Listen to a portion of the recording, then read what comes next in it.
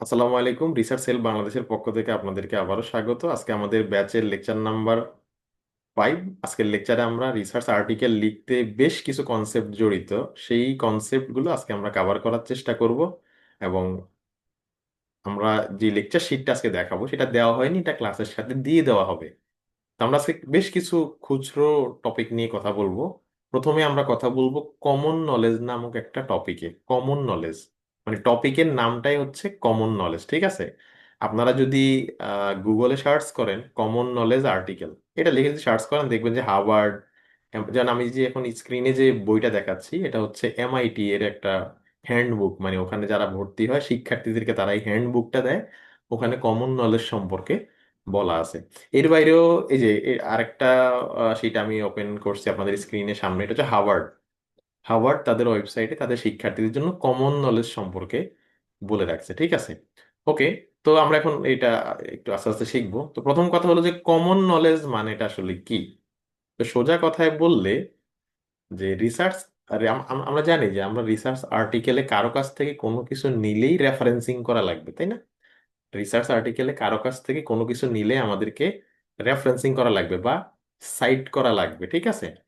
Referencing করা লাগবে বা সাইট করা লাগবে, কিন্তু কমন নলেজ হচ্ছে এমন জিনিস যেটা কারো কাছ থেকে নিলেও আমাদের সাইট করা লাগবে না।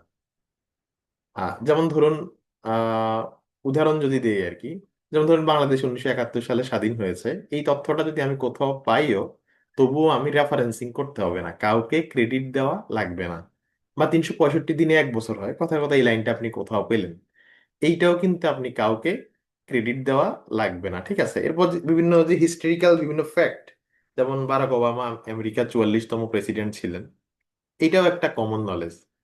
আবার এর বাইরে কিছু বর্ণনামূলক তথ্য কমন নলেজ হইতে পারে, যেমন ধরুন সুন্দরবনে বাঘ আছে, এইটা একটা কমন নলেজ, ঠিক আছে? অর্থাৎ যেই তথ্যগুলো, এখন কথা হলো যে তাহলে কমন নলেজ মানেটা আসলে কি। কমন নলেজ মানে হচ্ছে যে যেই তথ্যগুলোর কোনো একক মালিকানা থাকে না, বরং এগুলো হচ্ছে সময়ের সাথে সাথে সবার জন্য উন্মুক্ত হয়ে যায়, সেই তথ্যগুলোকে আমরা বলি হচ্ছে কমন নলেজ। সেই তথ্যগুলোকে আমরা বলি হচ্ছে কমন নলেজ, ঠিক আছে? আপনি যদি এমআইটি এর হ্যান্ডবুকেও যান, ওরা হচ্ছে কমন নলেজ নিয়ে হচ্ছে শিট করেছে। আমি যদি দেখাই, ওখানে বললো যে ইনফরমেশন, এই যে আমি যদি একটু বড় করি, the information that average educated reader would accept as reliable without having to look up।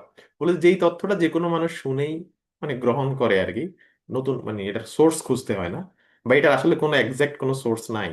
যেমন বছরে 365 দিন, বছর 365 দিনে বছর হয়, এই তথ্যটার কিন্তু কেউ মালিক না, ফলে এইটাকে বলে হচ্ছে কমন নলেজ, ঠিক আছে? তো এই কমন নলেজের জ্ঞানটা আমাদের বেশি জরুরি, কারণ ইদানিং এআই চলে এসেছে। আমরা রিসার্চ আর্টিকেলে বিভিন্ন জায়গায় এআই ব্যবহার করতে পারি এবং কিছু জায়গায় পারি না। তো এআই যদি আপনাকে যে তথ্যগুলো দিচ্ছে সেগুলো যদি কমন নলেজের আওতায় পড়ে যায়, তখন আর আপনি ক্রেডিট দেওয়া লাগবে না। আমরা শিখাবো যে কিভাবে এআইটা লিগালি রিসার্চ আর্টিকেলে নানানভাবে ব্যবহার করা যায়, এটা আমরা দেখাবো। আপনারা দেখবেন যে যখনই আপনারা এআই ব্যবহার করতে যাবেন, বেশিরভাগ ক্ষেত্রে দেখবেন যে এআই অনেক বেশি কমন নলেজ প্রডিউস করে, অনেক বেশি কমন নলেজ প্রডিউস করে। তো যেই কমন নলেজের অংশটা কিন্তু আমরা ইজিলি ব্যবহার করতে পারবো, কোনো সমস্যা নেই। যদিও এআই ব্যবহারের নিয়ম কানুন নিয়ে আমাদের লেকচার নাম্বার 11-এ আমাদের আলাদা ক্লাসই আছে, ঠিক ঠিক আছে? ওকে, তো কমন নলেজের কিছু উদাহরণ আমরা শিটেও দিছি, ওখানেও আছে। এই যে বিগ ব্যাং থিওরি ইত্যাদি ইত্যাদি, এগুলো কোনটা কমন নলেজ পড়বে কোনটা কমন নলেজ হবে না, এটা নিয়েও অনেক কথা আছে। তা আমি খুব সহজভাবে বলি যে কোন জিনিসগুলা কমন নলেজের মধ্যে পড়বে না। যেমন ধরুন সুন্দরবনে বাঘ আছে, এটা একটা কমন নলেজ। বা বাংলাদেশে বেকারত্ব আছে, এটা একটা কমন নলেজ। কিন্তু বাংলাদেশের বেকারের সংখ্যা 28 লাখ, এইটা কিন্তু কখনো কমন নলেজ হবে না, কারণ বাংলাদেশের বেকারের সংখ্যা যে 28 লাখ, নিশ্চয়ই কোনো না কোনো ব্যক্তি বা কোনো না কোনো সংস্থা এই তথ্যটা বের করছে। এবং অন্য কোনো সংস্থা জরিপ করলে তথ্যটা ভিন্ন হইতে পারে, মানে তথ্যটা সকল সোর্স থেকে ভেরিফাইড না, এটা সোর্স বাই সোর্স ভিন্ন হইতে পারে, ফলে এইটা কিন্তু একটা কমন নলেজের মধ্যে পড়বে না। যেমন সুন্দরবনে বাঘ আছে, এটা একটা কমন নলেজ, কিন্তু সুন্দরবনে 490টা বাঘ আছে, এইটা কখনোই কমন নলেজে পড়বে না। অর্থাৎ কোনো একটা স্ট্যাটিস্টিক বা কোনো একটা নিউমেরিক্যাল ডেটা সেটা কিন্তু কমন নলেজের আওতায় পড়বে না, ঠিক আছে? আবার যেই তথ্যগুলো ঐতিহাসিক তথ্য, কিন্তু ঐতিহাসিকদের মধ্যে মতভেদ আছে, সেই তথ্যগুলো কিন্তু কমন নলেজের মধ্যে পড়বে না। আমরা বলছি যে ঐতিহাসিক তথ্যগুলো কমন নলেজ, কিন্তু যেগুলোর মধ্যে ঐতিহাসিকদের মধ্যেই মতভেদ আছে, যেমন ধরেন বাংলা ভাষার উৎপত্তি আমরা ছোটবেলায় পড়ছি যে ডক্টর মোহাম্মদ শহীদুল্লাহ বলে একরকম, সুনীতি কুমার বলেন আরেক রকম, অন্য বিশেষজ্ঞরা বলেন আরেক রকম। বা এরকম কিছু তথ্য থাকে না যে ঐতিহাসিকদের মধ্যেই এখানে মানে মতবাদের ভিন্নতা আছে। সেই তথ্যগুলা কখনো কমন নলেজের মধ্যে পড়বে না, মানে কমন নলেজের মধ্যে পড়বে না মানে এটাকে রেফারেন্সিং করতে হবে আর কি, কমন নলেজের মধ্যে পড়বে না। তারপর হচ্ছে অন্য কোনো ব্যক্তির ইন্টারপ্রিটেশন, মানে আপনি ধরেন কোনো একজন লেখকের ব্যাখ্যা বিশ্লেষণ নিচ্ছেন, যেমন ধরেন বাংলাদেশে বর্তমানে দূষণ নিয়ে কেউ একজন একটা বিশ্লেষণধর্মী লেখা লিখছে বা একটা মন্তব্য লিখছে, সেই লেখাটা আপনি আপনার এখানে নিলে সেটা কমন নলেজ হবে না, মানে সেটা আপনি ওই সোর্সকে সাইট করতে হবে, ঠিক আছে?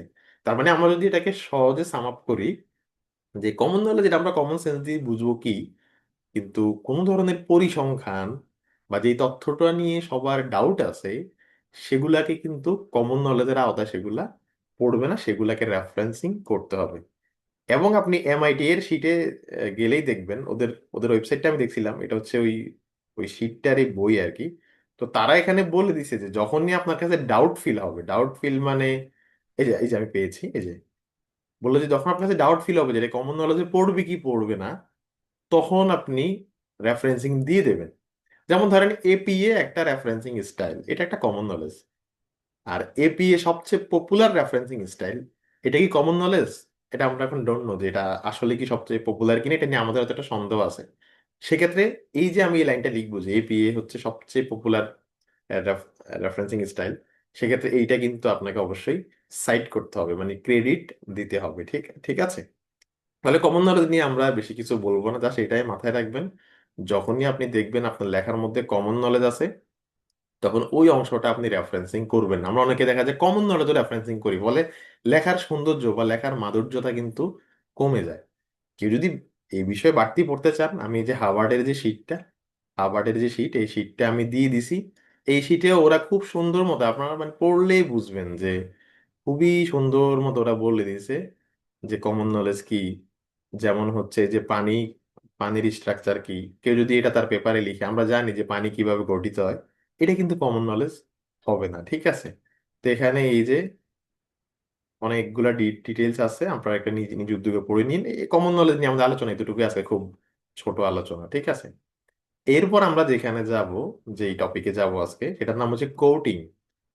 কোটিং মানে সোজা কথায় বললে, আমরা কারো কাছ থেকে যখন কোনো তথ্য হুবহু নেই, এটাকে বলে কোটেশন, মানে কোটিং করা আর কি।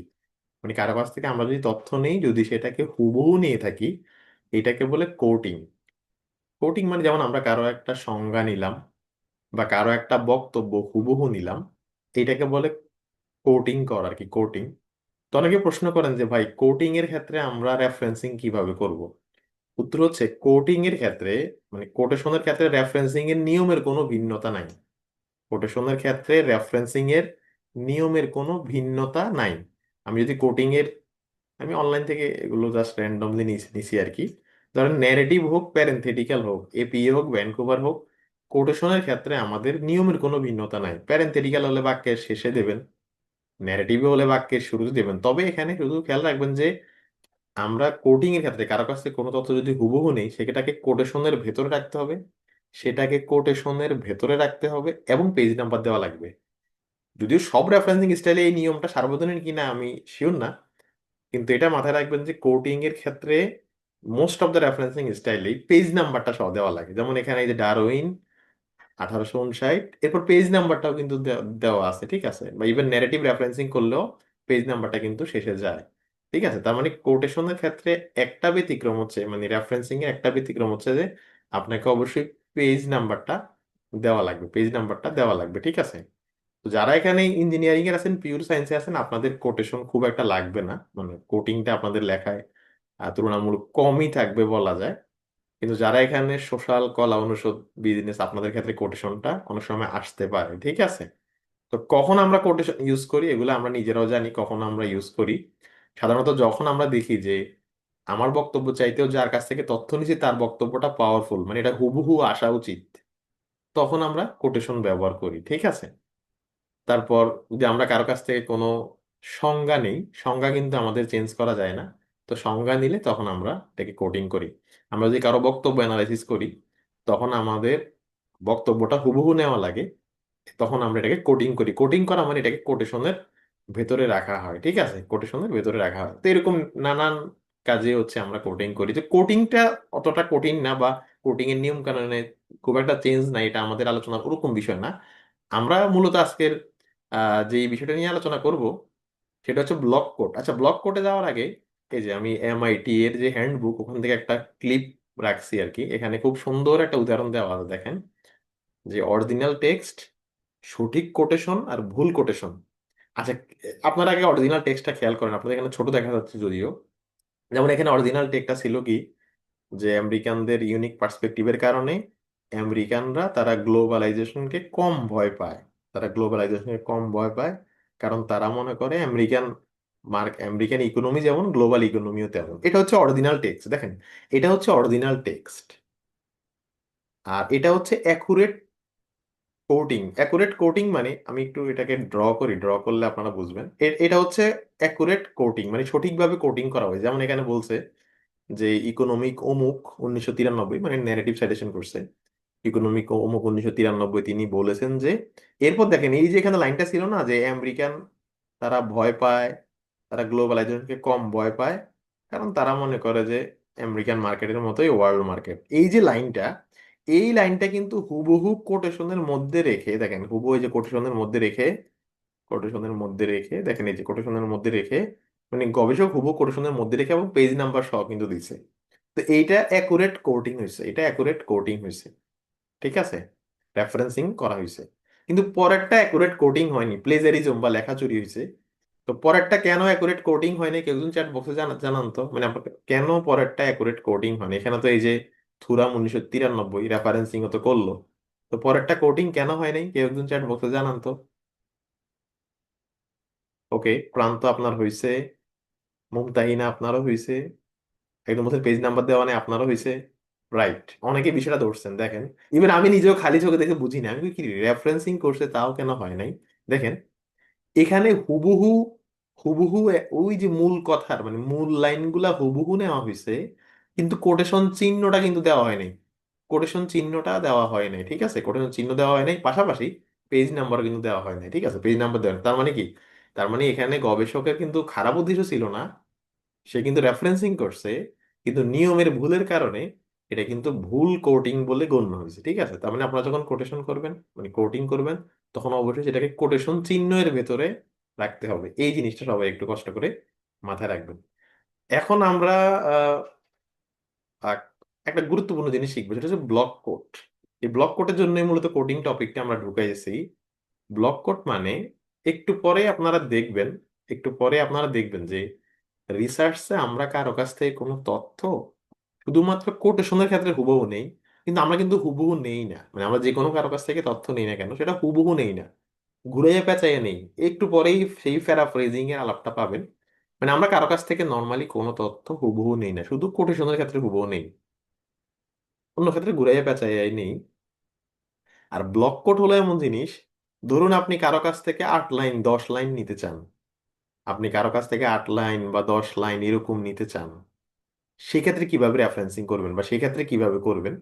উত্তরে হচ্ছে, অনেকে বলতে পারেন কেন কেন ভাই, কোটেশন চিহ্ন দিয়ে করলে তো হয়। উত্তর হচ্ছে না, রিসার্চের নিয়ম হচ্ছে যদি আপনি কারো কাছ থেকে 40 ওয়ার্ড বা তারও বেশি নেন, আপনি যদি কারো কাছ থেকে 40 ওয়ার্ড বা তারও বেশি নেন, এই 40 ওয়ার্ডটা এক এক রেফারেন্সিং স্টাইলে লিমিটটা এক এক রকম, মানে সব রেফারেন্সিং স্টাইলে এক লিমিট না আর কি।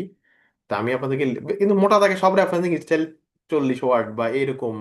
এই যে এখানে আমি একটা শিট আছে, আমি যদি ওপেন করি তাহলে দেখবেন, এগুলো মুখস্থ রাখার দরকার নেই, জার্নাল এগুলা মানে সংখ্যা গুণে দেখবে না যে কত লাইন। সাধারণত 3 লাইনের বেশি বা 4 লাইনের বেশি যদি হয়, আমরা যদি কারো কাছ থেকে হুবহু 3-4 লাইনের যদি বেশি নেই, কারো কাছ থেকে যদি আমরা হুবহু 3-4 লাইনের বেশি নেই, সেক্ষেত্রে এটাকে ব্লক কোড করতে হয়। সেক্ষেত্রে এটাকে ব্লক কোড করতে হয়। ব্লক কোড মানে কোটেশন চিহ্ন দেওয়া যাবে না, বরং লেখাটাকে একটু ডান দিকে সরায় নিতে হয়। আবার বলছি, ব্লক কোড মানে কোটেশন চিহ্ন দেওয়া লাগবে না, লেখাটাকে একটু ডান দিকে সরায় নিতে হয়। রেফারেন্সিং এর স্টাইলে কোনো চেঞ্জ নাই, রেফারেন্সিং স্টাইল আপনি ন্যারেটিভও করতে পারবেন, প্যারেন্থেটিক্যালও করতে পারবেন, ওইটা ওইটা কোনো ইস্যু না, ঠিক আছে, ওইটা ওটা কোনো ইস্যু না, কিন্তু লেখাটাকে একটু মূল লেখা এর ডান দিকে দেখেন, এটা কিন্তু মূল লেখা এর ডান দিকে সরে সরে গেছে, ঠিক আছে। আমি একটু করে দেখাই এমএস ওয়ার্ডে, তাহলে আপনাদের জন্য সুবিধা হবে। তো এটাকে বলে ব্লক কোড করা, ঠিক আছে। যেমন আমি একটা উদাহরণ দিই, দাঁড়ান। অর্থাৎ বিভিন্ন রেফারেন্সিং স্টাইলের নিয়মটা ভিন্ন, কিন্তু মোটা দাগে যদি আমরা বলি, মোটা দাগে যদি বলি যে 4 লাইনের বেশি যদি আমরা কারো কাছ থেকে নেই, অনেক সময় নিতে পারি, যেমন কারো বক্তব্য অ্যানালাইসিস করতে গেলে 4 লাইনের বেশি নেওয়া লাগে, বা মানে নানান কারণে হইতে পারে যে আমার হয়তো এই 5-6টা লাইন পুরোটাই আমার নেওয়া দরকার, ঠিক আছে। তখন আপনি বলবেন এই যে কারো একটা বক্তব্য, তখন আপনি এই যে তার যে বক্তব্যটা, এইটাকে আপনার এমএস ওয়ার্ডে গিয়ে এখানে লেখা আছে লেআউট। এমএস ওয়ার্ডে গেলে উপরে দেখবেন লেখা আছে লেআউট। লেআউটে যাবেন, লেআউটে গিয়ে ইনডেন্ট, এই যে ইনডেন্টে গিয়ে 0.5 সেন্টিমিটার ডান দিকে সরিয়ে নেবেন। ইটালিক করা লাগবে না, কোনো কোনো আপনাদের স্টাইলে ইটালিক করা লাগতে পারে, এক এক স্টাইলে এক এক নিয়ম, কিন্তু মূল নিয়মটা আর কি হচ্ছে 0.5 ইঞ্চি ডান দিকে সরাই নেওয়া, ঠিক আছে। এইটাকে বলে ব্লক কোড করা, এইটাকে বলে ব্লক কোড করা। তো ব্লক কোড করলে সাধারণত আমরা ব্লক ব্লক কোড করলে চাইলে আমরা ন্যারেটিভ রেফারেন্সিং করতে পারি, চাইলে আমরা প্যারেন্থেটিক্যাল করতে পারি, তবে সাধারণত ব্লক কোড করলে আমরা প্যারেন্থেটিক্যাল রেফারেন্স করি, মানে বাক্যের শেষে করি, কিন্তু এটা ন্যারেটিভও করা যায়। তো এই যে আমরা 0.5 ইঞ্চি ডান দিকে সরাই নিছি, এটাকে বলে ব্লক কোড করা। ঠিক এই বক্তব্যটাই যদি 2 লাইন বা 3 লাইন হইতো, আমরা ব্লক কোড করতাম না, আমরা বরং কোটেশন চিহ্ন দিতাম। আমরা বরং কোটেশন চিহ্ন দিয়ে অ্যাজ ইউজুয়াল নিয়মে রেফারেন্সিং করতাম। তো এই জন্য আমরা ব্লক কোডটা একটু আলাদাভাবে একটু মনে রাখি। এই যে শিটেও কিন্তু আমি উদাহরণটা দিয়ে দিয়েছি, শিটেও ঠিক আছে, যে ব্লক কোডের যে উদাহরণটা আমি লেকচার শিটে আপনারা যখন জুম করবেন তখন আপনারা দেখতে পারবেন, ঠিক আছে। তো এখানে বলা আছে যে নর্মালি 40 ওয়ার্ডের বেশি হইলে আমরা ব্লক কোড করি। তো খেয়াল রাখবেন যারা কখনো ব্লক কোড ইউজ করবেন, ব্লক কোডের পরেই ওই অধ্যায়টা কখনো শেষ করবেন না। ব্লক কোডে সবসময় নিয়ম হচ্ছে যখনই আপনি ব্লক কোডিং করবেন, অবশ্যই আপনার ফার্দার অ্যানালাইসিস করতে হবে। যেমন আমি একটা ব্লক কোড করলাম, এরপরে আমার ওই অধ্যায়টা শেষ, এটা কিন্তু মানে লেখার ম্যানারটা নষ্ট হয়, মানে লেখা সুন্দর হয় না। যখনই কোথাও ব্লক কোড করবেন অবশ্যই মানে এরপর কিছু ফার্দার ডিসকাশন করবেন আর কি, ব্লক কোড দিয়ে কখনো কোনো বাক্য শেষ করবেন না। এই হচ্ছে ব্লক কোডের বিষয়। তাহলে আমরা খুব ছোট দুইটা কনসেপ্ট কভার করলাম। একটা হলো কমন নলেজ, যেখানে আমাদের রেফারেন্সিং করতে হবে না। আরেকটা হলো কোটেশন বা ব্লক কোড, যেখানে আমাদের নতুন একটা ভিন্ন নিয়মে রেফারেন্সিং করতে হবে, একটা ভিন্ন নিয়মে রেফারেন্সিং করতে হবে। এখন আমরা নতুন টপিকে যাই, টপিকের নাম হচ্ছে প্যারাফ্রেজিং, ঠিক আছে। এই টপিকটা খুব গুরুত্বপূর্ণ, প্যারাফ্রেজিং টপিকটা এখন একাডেমিয়াতে খুব মানে রিলেভেন্ট হয়ে গেছে আর কি। তা আমি প্যারাফ্রেজিং এর একটা ইউনিভার্সিটি শিট আছে, সেটা আপনাদেরকে দিয়ে দেবো। দেখেন এই বিষয়গুলো খুব সোজা, অনেকে বলতে পারেন ভাই আপনি এই বিষয়ে তো ক্লাস না রাখলেও আমরা পারতাম। হ্যাঁ, এই বিষয়ে ক্লাস না রাখলেও আপনারা পারতেন, কিন্তু দেখেন এমআইটি হার্ভার্ড ওনারাও এসব বিষয়ে ক্লাস রাখে এবং শিক্ষার্থীদেরকে শেখায়, কারণ এগুলো ক্ষুদ্র বিষয় হলেও, এগুলো ক্ষুদ্র বিষয় হলেও এগুলোর ইম্প্যাক্ট কিন্তু অনেক বেশি, ঠিক আছে। ওকে, এখন আমরা প্যারাফ্রেজিং নিয়ে কথা বলবো। প্যারাফ্রেজিং মানে কি? সোজা কথা বললে অন্যের বক্তব্য নিজের ভাষায় যখন আমরা লিখি, তখন এটাকে বলে প্যারাফ্রেজিং। এটাকে বলে প্যারাফ্রেজিং, ঠিক আছে। আমরা অনেক সময় মানে দুষ্টামি করে বলি আর কি, যে ধরেন অমুক লোক 1900 এত এত এত সালে, ধরেন ধরেন রবীন্দ্রনাথ ঠাকুর 1941 সালে মারা গেছে। এখন এটারে আমরা চাইলে আবার বলতে পারি যে 1961 সালের পরে রবীন্দ্রনাথ ঠাকুরকে আর খুঁজে পাওয়া যায়নি, বা আরো একটু কথাটা একটু ঘুরাই বলতে পারি আর কি, ঠিক ঠিক আছে। এটাকে বলা হচ্ছে প্যারাফ্রেজিং, মানে বক্তব্যটা হুবহু না নিয়ে গবেষকের নিজের ভাষায় নেওয়া, বক্তব্যটা হুবহু না নিয়ে গবেষকের যে নিজের ভাষায় নেওয়া, এটাকে বলা হচ্ছে প্যারাফ্রেজিং, ঠিক আছে। এখন চ্যাট বক্সে একটু আপনারা জানান তো, যদি আপনারা প্যারাফ্রেজিং করেন, যেমন কারো কাছ থেকে একটা তথ্য নিছেন, ওটাকে আবার নিজের ভাষায় নিছেন, প্যারাফ্রেজিং করলে কি ক্রেডিট দেওয়া লাগবে কিনা আপনার একটু চ্যাট বক্সে জানান তো। আমরা যদি প্যারাফ্রেজিং করি, তাহলে আমাদের সোর্সকে ক্রেডিট দেওয়া লাগবে কিনা চ্যাট বক্সে জানান। আপনার কি মনে হয় যে আমরা যদি প্যারাফ্রেজিং করি, সেক্ষেত্রে আমরা ক্রেডিট দেওয়া লাগবে কিনা আর কি, ঠিক আছে। ওকে, অনেকেই বলছেন লাগবে লাগবে লাগবে। ওকে, অনেকেই বলতেছেন লাগবে, রাইট।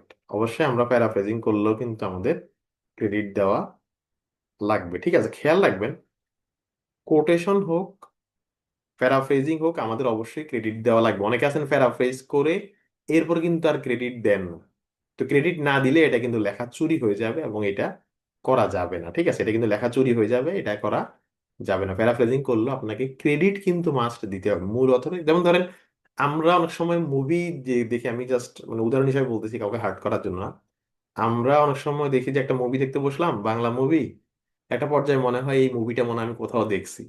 পরে খুঁজে দেখা যায় যে সেটা হয়তো কোনো একটা হিন্দি মুভির নকল বা কোনো ইংলিশ মুভির নকল। তো এখন দুইটা মুভি তো আর হুবহু সেম না, কিন্তু হুবহু সেম না হলেও এটা কিন্তু মানে প্যারাফ্রেজিং করছে এখানে, মানে প্যারাফ্রেজিং করছে, কিন্তু এই প্যারাফ্রেজিংটা লেখা চুরির আওতায় পড়ে যাবে। আপনি যদি রবীন্দ্রনাথের হৈমন্তী গল্পটার শুধুমাত্র নাম চরিত্র ইত্যাদি চেঞ্জ করে, গ্রামের নাম চেঞ্জ করে, পুরা প্লটটাকে সেম সেম রেখে নতুন একটা গল্প লিখেন, এটা কি ইউনিক গল্প হবে? হবে না। কারণ আপনি যদিও নাম বা ঠিকানা ইত্যাদি চেঞ্জ করছেন, পরিভাষা চেঞ্জ করছেন, আলটিমেটলি গল্পটা কিন্তু সেম। আলটিমেটলি গল্পটা কিন্তু সেম, ঠিক আছে? অর্থাৎ আপনি এটা নিতে পারবেন, কিন্তু রবীন্দ্রনাথকে ক্রেডিট দেওয়া লাগবে। রবীন্দ্রনাথকে ক্রেডিট দেওয়া লাগবে। বা আপনি একটা মুভি রিমেক করতে পারবেন, কিন্তু অরিজিনাল অথরকে ক্রেডিট দেওয়া লাগবে। ঠিক ঠিক আছে। অর্থাৎ প্যারাফ্রেজিং মানে অন্যের বক্তব্য, অন্যের লেখা নিজের ভাষায় নেওয়া, এটাকে বলে প্যারাফ্রেজিং। তো প্যারাফ্রেজিং আমরা কেন করি, এটার অনেক ব্যাখ্যা বিশ্লেষণ আছে। বিষয়টা হলো যে রিসার্চ পেপার মানে কিন্তু শুধুমাত্র ডিবেটরদের মতো কয়েকটা পয়েন্ট উপস্থাপন করা না, যে অমুক এটা বলছে, তমুক এটা বলছে, ওই এই পরিসংখ্যান এটা বলছে, এরকম না। রিসার্চ পেপার মানেই হচ্ছে আমাদের একটা ইন্টেলেকচুয়াল আউটপুট। মানে আমরা কোন একটা বিষয় যখন কোন একটা যুক্তিতর্ক লিখি, তখন অন্যদের কাছ থেকে তথ্যটা নেই মূলত আমার বক্তব্যের সাপোর্টে। ঠিক আছে, আমার বক্তব্যের সাপোর্টে। তখন আসলে মূলত আমরা যখন অন্যের কাছ থেকে তথ্য নেই, লেখাটা আমার নিজের মতো করে নেই। মানে একেবারে তার শব্দ, তার মানে তার শব্দ যদি হুবহুই আমরা নেই, তাহলে তো আসলে আপনার ইন্টেলেকচুয়াল এবিলিটিটা প্রকাশ পাবে না। যেমন ধরেন কেউ একজন প্রথম আলোর একটা কলাম সে হুবহু কপি করলো, কপি করে কলাম রাইটারকে এমনি ক্রেডিটও দিল, এরপর সে আবার নিজের নামে একটা পত্রিকা চালানো, তাহলে কি হবে? হবে না। কারণ এটাতে নিজের কোনো ক্রেডিট নেই। এই জন্য আমরা যখন রিসার্চ পেপার লিখবো, তখন আমরা কারো কাছ থেকে তথ্য নিতে হলে এটা নিজের ভাষায় নেবো, যেন আমার লেখার এবিলিটিটা প্রকাশ পায়। এবং নিজের ভাষায় লিখলেও অরিজিনাল সোর্সে কিন্তু আমার অবশ্যই ক্রেডিট দেওয়া লাগবে। ঠিক আছে। অর্থাৎ আমাদের প্যারাফ্রেজিংটা করতে হবে। প্যারাফ্রেজিং না করলে বিভিন্ন সফটওয়্যার এগুলো ডিটেক্ট করে ফেলতে পারে। এখন কত হলো প্যারাফ্রেজিং করবেন কিভাবে? তা আমাদের মধ্যে একটা ভুল ধারণা, ইনফ্যাক্ট আমার মধ্যে অনেকদিন ধরে একটা ভুল ধারণা ছিল যে আমরা মনে হয় শুধু সিনোনাইম রিপ্লেস করলে বা ওয়ার্ড অর্ডার চেঞ্জ করলেই প্যারাফ্রেজিং হয়ে যায়। বুঝতে হচ্ছে না। যেমন ধরেন রবীন্দ্রনাথ ঠাকুর 1941 সালে মারা গেছে, কেউ যদি বলে রবীন্দ্রনাথ ঠাকুর 1941 সালে ইউকাল ত্যাগ করেছে, এটা কি প্যারাফ্রেজিং হয়েছে? এটা প্যারাফ্রেজিং কিন্তু হয় নাই। ঠিক আছে। প্যারাফ্রেজিং মানে আরেকজনের বক্তব্যটা বা আরেকজনের লেখা আইডিয়াটাকে নিজের ভাষায় নিজের মতো করে নেওয়া। শুধু যদি আপনি জাস্ট হচ্ছে একটা সিনোনাইম দিয়ে দেন, ঠিক আছে, যেটা বললাম আর কি, যে রবীন্দ্রনাথের গল্পের নাম হচ্ছে ছুটি, আপনি হয়তো ছুটি গল্পের নাম সিমিলার একটা ওয়ার্ড দিয়ে রিপ্লেস করলেন। তার ওখানে মূল চরিত্রের নাম ছিল বলাই, আপনি এখানে আরেকটা নাম দিলেন সুদীপ্ত, আর সবই ঠিক রাখলেন, তাহলে কিন্তু এটা প্যারাফ্রেজিং হলো না, সঠিক প্যারাফ্রেজিং হয় না আর কি। তো প্যারাফ্রেজিং করতে হলে আমাদের সিনোনাইম পরিবর্তন করা লাগে, ওয়ার্ড অর্ডার চেঞ্জ করা লাগে, লেখার মুড অনেক সময় চেঞ্জ চেঞ্জ করা লাগে, ক্লজ সংখ্যা বাড়ানো কমানো লাগতে হবে। মানে এটা একটা কাইন্ড অফ একটা ইন্টেলেকচুয়াল আউটপুট আর কি। মানে শুধু একটা বাক্য, যারা আমরা যেমন ছোটবেলায় পড়ছি যে আম, মানুষ মরণশীল, ম্যান ইজ মর্টাল, কেউ যদি এটাকে ম্যান ইজ নট ইমমর্টাল বলে, তাহলে কি এটা সঠিক প্যারাফ্রেজিং হয়েছে? কিছুটা প্যারাফ্রেজ হয়েছে, কিন্তু এটা খুব প্রপার প্যারাফ্রেজিংটা আমরা বলবো হয়নি। ঠিক ঠিক আছে। মানে প্যারাফ্রেজিং করতে হলে মূল কথাই হলো অর্থ চেঞ্জ করা যাবে না, কিন্তু বর্ণনাটা মানে বাক্যটা চেঞ্জ করতে হবে, স্ট্রাকচারটা চেঞ্জ করতে হবে, তাহলেই কেবল সঠিকভাবে প্যারাফ্রেজিং হবে। এখন অনেকে এখানে কানেক্ট করতে পারে যে ভাই আমি তো অতটা ইংরেজি জানি না বা আমরা তো নেটিভ স্পিকার না, সেক্ষেত্রে আমরা প্যারাফ্রেজিং কিভাবে করব? ঠিক আছে, যারা আইএলটিএস পরীক্ষা দিয়েছেন আপনারাও দেখবেন যে পার্ট ওয়ানে আমরা প্রশ্নটাকেই প্যারাফ্রেজ করে আবার লিখি। তো প্যারাফ্রেজিং এর বিষয়গুলো আমাদের অন্যান্য কাজে হয়তো লাগবে। তো প্যারাফ্রেজিংটা হচ্ছে কি, যা জাস্ট আরেকজনের লেখাটা পড়ে আপনি বুঝবেন, মানে উনি কি বলছে এটা আপনি বুঝবেন, কপি করবেন এটা আপনি বুঝবেন, এরপর আপনি আপনার লেখায় ওই লেখাটাকে নেবেন নিজের মতো করে। এখানে উদাহরণটা খেয়াল খেয়াল করেন, ওই যে আগের উদাহরণটাই, যে আমেরিকানরা গ্লোবালাইজেশনকে ভয় পায় কারণ তারা মনে করে তো আমেরিকান যে ইকোনমিটা সেটা গ্লোবাল ইকোনমিরই একটা ভার্সন। এটা হচ্ছে মূল সোর্স, এটা হচ্ছে মূল সোর্স আর এইটা হচ্ছে সঠিক প্যারাফ্রেজ। এই যে সঠিক প্যারাফ্রেজ কি, দেখেন সঠিক প্যারাফ্রেজটা দেখেন। এই যে অমুক গবেষক বলছে আমেরিকানরা গ্লোবালাইজেশনকে নিজেদের মতো করেই আহ, কম ভীতিকর মনে মনে করে। কারণ মানে দেখেন লাইনটা কিন্তু তারা মানে মূল কথাটা ঠিক রেখে, লাইনটা কিন্তু লিখছে মূল কথাটা ঠিক রেখে আর কি, ঠিক আছে? যে আমেরিকানরা নিজেদের ইকোনমিক ইকোনমিকে এতই বড় মনে করে, তারা আসলে গ্লোবালাইজেশনটাকে তেমন মানে গুরুত্বপূর্ণই মনে করে না, এরকম মানে মূল ভাষা ঠিক রেখে তারা বাক্যটা লিখছে। এটা একটা সঠিক প্যারাফ্রেজিং। কিন্তু সাথে মাঝখানে দেখেন এখানে করছে কি, যে একই জিনিস মানে আগেরটার মতো সবকিছু ঠিক রাখছে, সব ঠিক রাখছে, জাস্ট এখানে কিছু মানে সিনোনাইম দিছে আর কি, ঠিক আছে? সিনোনাইম যেমন এখানে ছিল স্প্যান্ড, ওখানে হয়তো অন্য একটা শব্দ ছিল, মানে এখানে শুধুমাত্র সিনোনাইম দিয়ে ই করছে আর কি, ঠিক আছে? আর কিছু কিন্তু চেঞ্জ করেনি, তো কিছু ওয়ার্ডকে সাবস্টিটিউট করছে। তো এইটা কিন্তু সঠিক প্যারাফ্রেজিং হয় না। সঠিক প্যারাফ্রেজিং মানে লেখাটা আপনি নিজের মতো করে লিখবেন, সোজা কথা, লেখাটা আপনি নিজের মতো করে লিখবেন, তাহলে এটা সঠিক প্যারাফ্রেজিং হবে। তো আপনারা এই উদাহরণগুলো দেখে নিন, ওই এমআইটি যে হ্যান্ডবুকটা আপনাদেরকে আমি দিয়ে দেবো, ওখানে কিন্তু আপনারা এটা পাবেন, ঠিক আছে? এই যে আমি আরেকটা উদাহরণ দিচ্ছি, প্যারাফ্রেজিং উদাহরণ। এখানে যেটা হচ্ছে লোডশেডিং আমাদের জীবনে একটা কমন ইনসিডেন্ট, আমরা প্রতিদিনই এইটা ভুক্তভোগী। যখন সাপ্লাইয়ের চাইতে ডিমান্ড কম হয় তখন হচ্ছে যে লোডশেডিংটা, যখন সাপ্লাই চাইতে ডিমান্ড বেশি হয় তখন লোডশেডিংটা ঘটে। ঠিক এই তিনটা লাইনকে বা এই সাড়ে তিনটা লাইনকে আমরা 1.5 লাইনে নিয়ে আসছি, দেখেন। লোডশেডিং আমাদের জীবনে একটা দৈনন্দিন ঘটনা, যার কারণে আমাদের যেটা হয় কেন, এই কারণে হয়। অর্থাৎ যেটা বললাম যে আমাদের সোর্সকে ঠিক রেখে, মানে সোর্সের কথাকে ঠিক রেখে সেন্টেন্স গুলাকে আমাদের চেঞ্জ করে দেওয়া। এখন আপনারা প্রশ্ন করতে পারেন যে আমরা কি এমন কোনো টুলস ইউজ করতে পারবো প্যারাফ্রেজিং এর ক্ষেত্রে, আমরা কোনো টুলস ইউজ করতে পারবো কিনা, ঠিক আছে? তো সেই আলাপেও আসছি যে কোনো টুলস ইউজ করে প্যারাফ্রেজিং করতে পারবো কিনা, করলে কোনো সমস্যা হবে কিনা। আচ্ছা, আমরা একটু পরেই একটা সফটওয়্যার দেখাবো, নাম হলো টার্নিটিন। সেই টার্নিটিন নামক সফটওয়্যারটা হচ্ছে লেখাচুরি ধরার সফটওয়্যার। সেই লেখাচুরি ধরার সফটওয়্যারে আপনি যদি কোনো লেখা এআই থেকে নেন, মানে চ্যাট জিপিটি দিয়ে একটা লেখা আপনি লেখাই নিছেন, ঠিক আছে? তাহলে এই টার্নিটিন নামক সফটওয়্যার সেটা ধরে ধরে ফেলে যে আপনি আসলে এআই দিয়ে কিছু লিখছেন কিনা। আবার ধরেন আপনি এআই দিয়ে লিখেন নাই, লিখছেন আপনি নিজে, কিন্তু এআই দিয়ে আপনি প্যারাফ্রেজিং করছেন, মানে প্যারাফ্রেজিং করার টুলস আছে, আমরা নাম বলবো, সেটাও কিন্তু টার্নিটিন নামক সফটওয়্যার ধরে ফেলে। আমার কথা বুঝছেন? যেমন আমরা কারো কাছ থেকে তথ্য নিলে আমরা তো রেফারেন্সিং তো করবোই, কিন্তু আমরা অনেকেই প্যারাফ্রেজিং এর কাজটা সফটওয়্যার দিয়ে করি। কিন্তু সফটওয়্যার দিয়ে করলেও আমাদের লেখাটা ঝুঁকিতে থাকতে পারে, কারণ টার্নিটিন নামক সফটওয়্যার সেটা ধরে ফেলে। আমরা একটু পরে টার্নিটিনের ফাংশন দেখতেছি, তাহলে আমাদের করণীয় কি সেটা বলছি। আচ্ছা, তো এই যে প্যারাফ্রেজিং এর যে বিষয়টা, এই প্যারাফ্রেজিংটা আসলে আমরা যারা নেটিভ স্পিকার না, এটা আমাদের জন্য কিন্তু রিয়েলি একটা ডিফিকাল্ট টাস্ক। কারণ আমরা এত সুন্দর করে বাক্য লিখতে পারি না, বা আরেকজনের বক্তব্য এত সুন্দর করে নিজের ভাষায় আমরা নিতে পারি না। তো এই জন্য আপনারা একটা টুলস ইউজ করতে পারেন। টুলস এর প্রোস এন্ড কনস আমি বলতেছি। এই টুলস এর নাম হলো কুইলবোর্ড, ঠিক আছে? আপনারা কুইলবোর্ড নামক একটা টুলস আছে, এটা অনেকেই নামটা জানেন, খুব কমন একটা টুলস রিসার্চ কমিউনিটিতে। এই কুইলবোর্ড নামক টুলস এর ফ্রি ভার্সন এবং প্রিমিয়াম ভার্সন আছে। ফ্রি ভার্সন আমি যেটা ট্রায়াল টেস্ট করে দেখেছি, যেহেতু আমার কাছে টানদিন সফটওয়্যার আছে, যারা ফ্রি ভার্সন ব্যবহার করেন, ফ্রি ভার্সন ব্যবহার করলে সফটওয়্যার আবার ডিটেক্ট করে ফেলে যে এটা আপনি টার্নিটিন নামক সফটওয়্যার দিয়ে আপনি প্যারাফ্রেজিং করছেন, এটা সফটওয়্যার ডিটেক্ট করে ফেলে। আর পেইড ভার্সন দিয়ে করলে এখানে একটা অপশন আছে হিউম্যানাইজ। এই হিউম্যানাইজ অপশনটা ব্যবহার করলে most of the time software বুঝতে পারে না, most of the time software বুঝতে পারে না, ঠিক আছে? এখন আমার পরামর্শ হচ্ছে, আপনি বলবেন যে ভাই আমরা কি তাহলে এই টুলসটা ইউজ করবো কি করবো না। প্রথমত এর ফ্রি ভার্সন মোটামুটি ভালো, পেইড ভার্সন আরো ভালো। এবং পেইড ভার্সনের ফর্মাল বা হিউম্যানাইজ যে অপশনটা, এই অপশনটা ব্যবহার করলে, লেখার এআই স্কোরটা কমে যায়। যেমন আমি আজকে ক্লাসের আগে আমি একটু পরে আমি এগুলো প্রমাণ দেখাবো, একটা ডকুমেন্ট চেক করছি, ওটাতে এআই ছিল হচ্ছে ধরেন 35%। পরে কুইলবোর্ড দিয়ে জাস্ট এক এক সেকেন্ডে প্যারাফ্রেজ করে আবার দিছি, তখন দেখা যায় 16%। এখন কুইলবোর্ডের কাজ কি তা সেটা আগে বলি, অনেকে হয়তো কুইলবোর্ডটা ইউজ হয়তো করেন নাই আর কি, তাদের উদ্দেশ্যে দেখাচ্ছি। কুইলবোর্ডের কাজ হলো লেখাকে প্যারাফ্রেজ করা। যেমন আমরা একটা নমুনা টেক্সট এখানে দিই, মনে করেন লোডশেডিং একটা কমন টপিক, এই লোডশেডিং এর একটা টপিক আমরা এখানে দিলাম। মানে লোডশেডিং এর একটা কমন লাইনগুলো এখানে দিলাম।